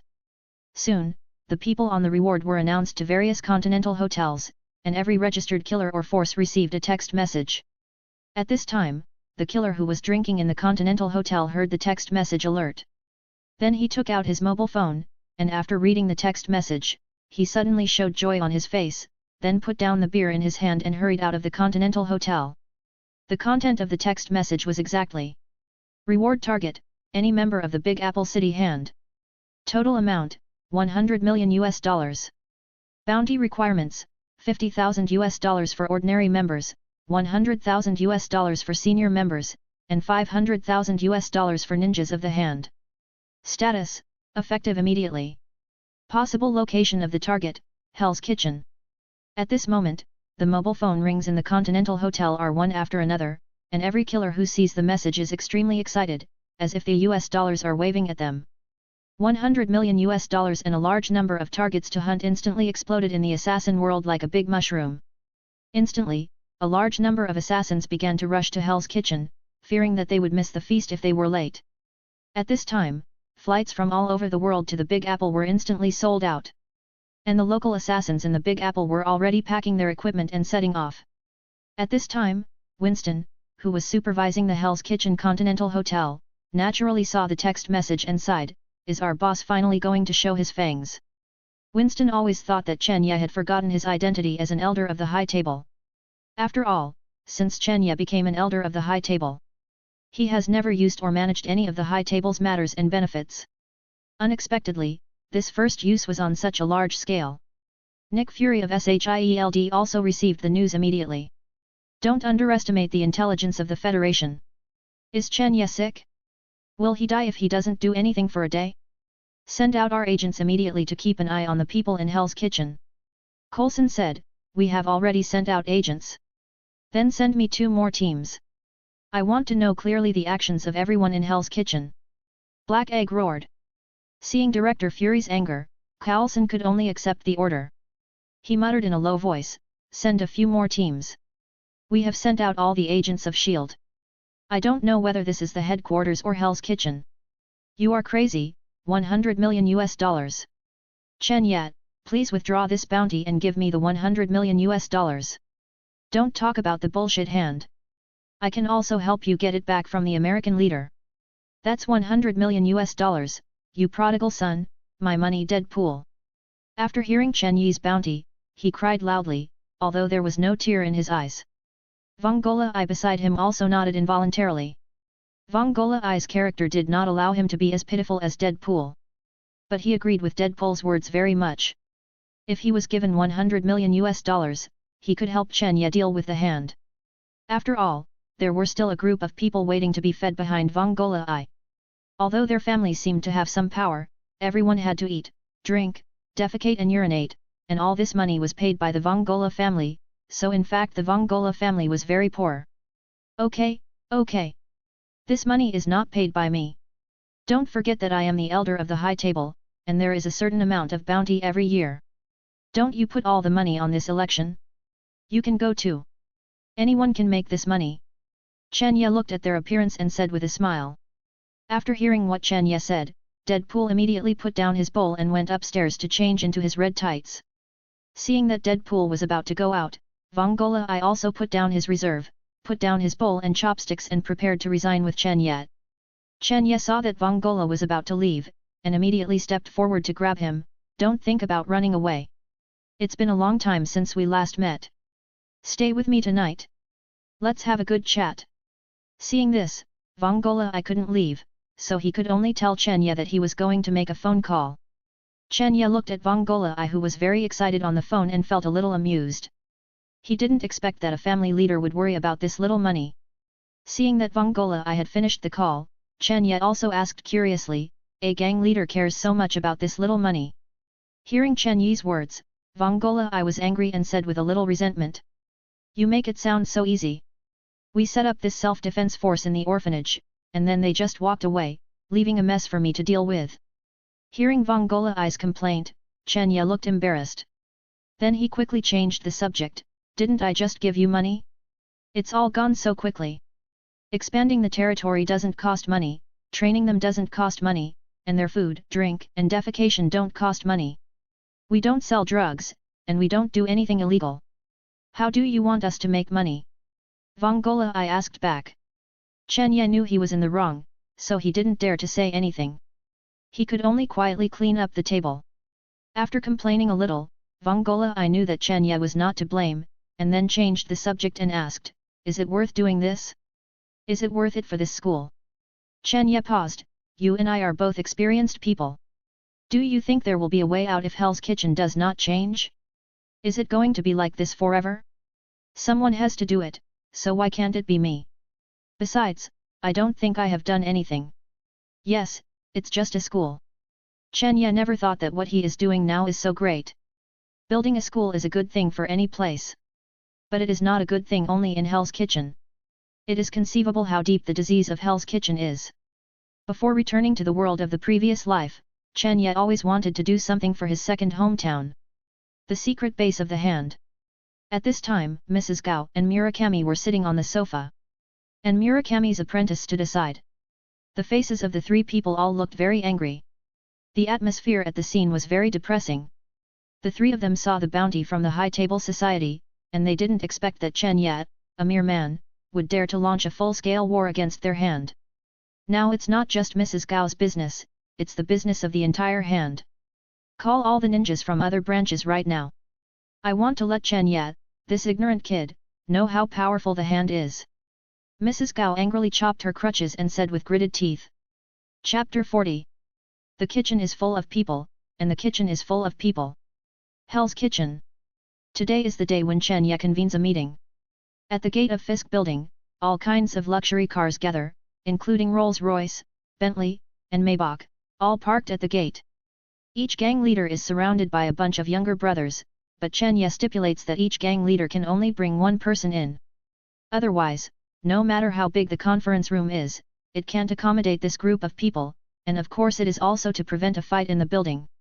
Everyone is afraid that something will happen to their boss, and a group of gangsters are waiting with guns across the street. What day is today? Why is it so lively? So many gang leaders have come to Fisk Building. The black ant on the side saw a rather spectacular scene in front of her. After all, in places like this, only big shots can drive luxury cars. If an ordinary person drives a luxury car, the car will no longer belong to him the next day. That's right. I heard that all the gangs were called by Chen Ye, the owner of the Good Luck restaurant, to hold a meeting today. It seems that they are discussing the establishment of the Hell's Kitchen Community School. Another well-informed Asian ant explained. That's a good thing. I seem to have seen Chen Ye when I was very young. He was one of the few college students in our Hell's Kitchen. I didn't expect that he would still think about us Hell's Kitchen people after he became rich. I heard that the streets where the Good Luck restaurant is located are now managed very safely by Chen Ye. If I had money, I really want to move there. The black ant praised Chen Ye as soon as she heard him. Who would stay in Hell's Kitchen if they had money? They would definitely move out to live outside. What are you thinking about? But it is estimated that it will be difficult to accomplish. Look at the gang leaders outside who are all here to oppose Chen Ye's work. It's a pity that we old men are useless, and it's useless to support Chen Ye, the young man. The Asian ant said worriedly. After listening to the Asian ant's words, the black ant said indignantly. These damn gangsters should go to hell. My poor grandson lost his poor life in a gang fight when he was less than 15 years old. They should all be killed by a cannonball. When the Asian ant heard the black ant's dangerous speech, she quickly covered the ant's mouth, and then looked around, fearing that she would be silenced if heard by the gangsters, and quickly pulled the black ant away. Not only that, because of fear of hurting innocent people, even the two roads at the entrance of the building were directly blocked. Today, only the gangsters invited by Chen Ye can enter with invitations in hand. And there are 5 security guards and security equipment at the entrance of the building to ensure that everyone who enters cannot hold weapons. What do you mean? You still don't want us to go in with guns? I am already giving face enough for me to come. How can a gangster boss not take a gun for self-defense? One of the gangster leaders who was doing security check scolded. That's right, what do you mean? If we are not allowed to carry guns, we will not go in.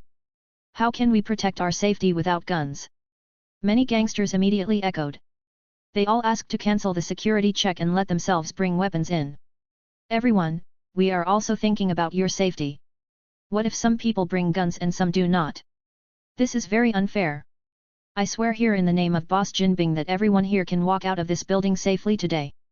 The person in charge of security this time, Bullseye, comforted the gangster leaders. After hearing this, the gangster leaders obediently cooperated with the security check due to Jin Bing's deterrence. But there will always be young people who are not convinced. One of the gangster leaders directly ignored the security check personnel. "I won't go through the check, what can you do to me?" I saw Bullseye took out a pen from somewhere and threw it away. With a whoosh, the pen pierced the hand of the young gang leader as if it had eyes. Ah! Bullseye looked at the scene with satisfaction and said loudly, "What our group hates most is fighting and killing. As long as everyone cooperates, I promise that nothing will happen. Everyone can leave the building safely after the meeting. Harmony brings wealth, harmony brings wealth." After hearing this, the expressions of the gangsters were different, some were sarcastic, some were fearful, and some were calm. But the same thing was that everyone cooperated and handed over their weapons. Bullseye has a natural throwing ability. He can throw any object in his hand to the target with incredible accuracy. Some of his achievements include using playing cards to tear a person's throat, spitting out teeth to penetrate the enemy's skull, throwing a paper airplane to a distant roof, and throwing a toothpick into a window 100 yards away and killing a person. Just as the inspection was in an orderly manner, 5 ragged homeless people suddenly stumbled towards the gate of the Fisk building. The security guards at the door immediately noticed the 5 homeless people with abnormal behavior and became alert. They all pulled out their guns and pointed them at the 5 homeless people. One of the security guards shouted, "Stop, this is not the place for you." The 5 homeless people continued to rush to the door of the building as if they didn't hear him. As the distance got closer, the building security guards clearly saw the 5 homeless people with fear and a bit of fearlessness, and then saw the exposed bomb fuse. "There is a bomb, be alert, protect the guests." Then they started to shoot at the legs of the 5 homeless people. The Bullseye inside heard it and led the gang leader inside in an orderly manner. After the building security guards fired, the 5 homeless people obviously lost their ability to move, but the time bomb did not stop counting down. Then the building security guards quickly started to move sandbags and began to surround the homeless people, trying to reduce the impact of the explosion. However, because the 5 homeless people were too scattered and the number of sandbags needed was too large, the building security guards also began to evacuate. "Damn it, this is your guarantee. Run. I knew that Chen Ye and you had bad intentions and just wanted to wipe us out." The gang leader in the building immediately began to curse Chen Ye and his gang. Boom! The time bomb exploded, but what the gang leader didn't expect was that the building was intact and they didn't hear any sound. If they hadn't heard the explosion, they would have suspected that the security guard was joking with them. The gang leaders looked around in confusion. "Everyone, please be patient. I, Chen Ye, didn't entertain you well and frightened you. The bomb has been defused." Chen Ye walked in slowly from the hall, along with Vongola I and Master Ye. The gang leaders looked at each other in bewilderment, and they could see big question marks in each other's eyes. I don't know if the previous bomb was a joke by Chen Ye or a real bomb. If it was a real bomb, why didn't it explode? Could it be that Chen Ye used some superpowers? If so, ordinary weapons would be useless against Chen Ye. Some gang leaders began to look at Chen Ye with fear. "Everyone can move to the meeting room. The meeting will start soon." After Chen Ye finished speaking, he walked towards the elevator. Only the gang leaders were left looking at Chen Ye's back with fear or anger. End of the chapter. Like and subscribe for more videos like this.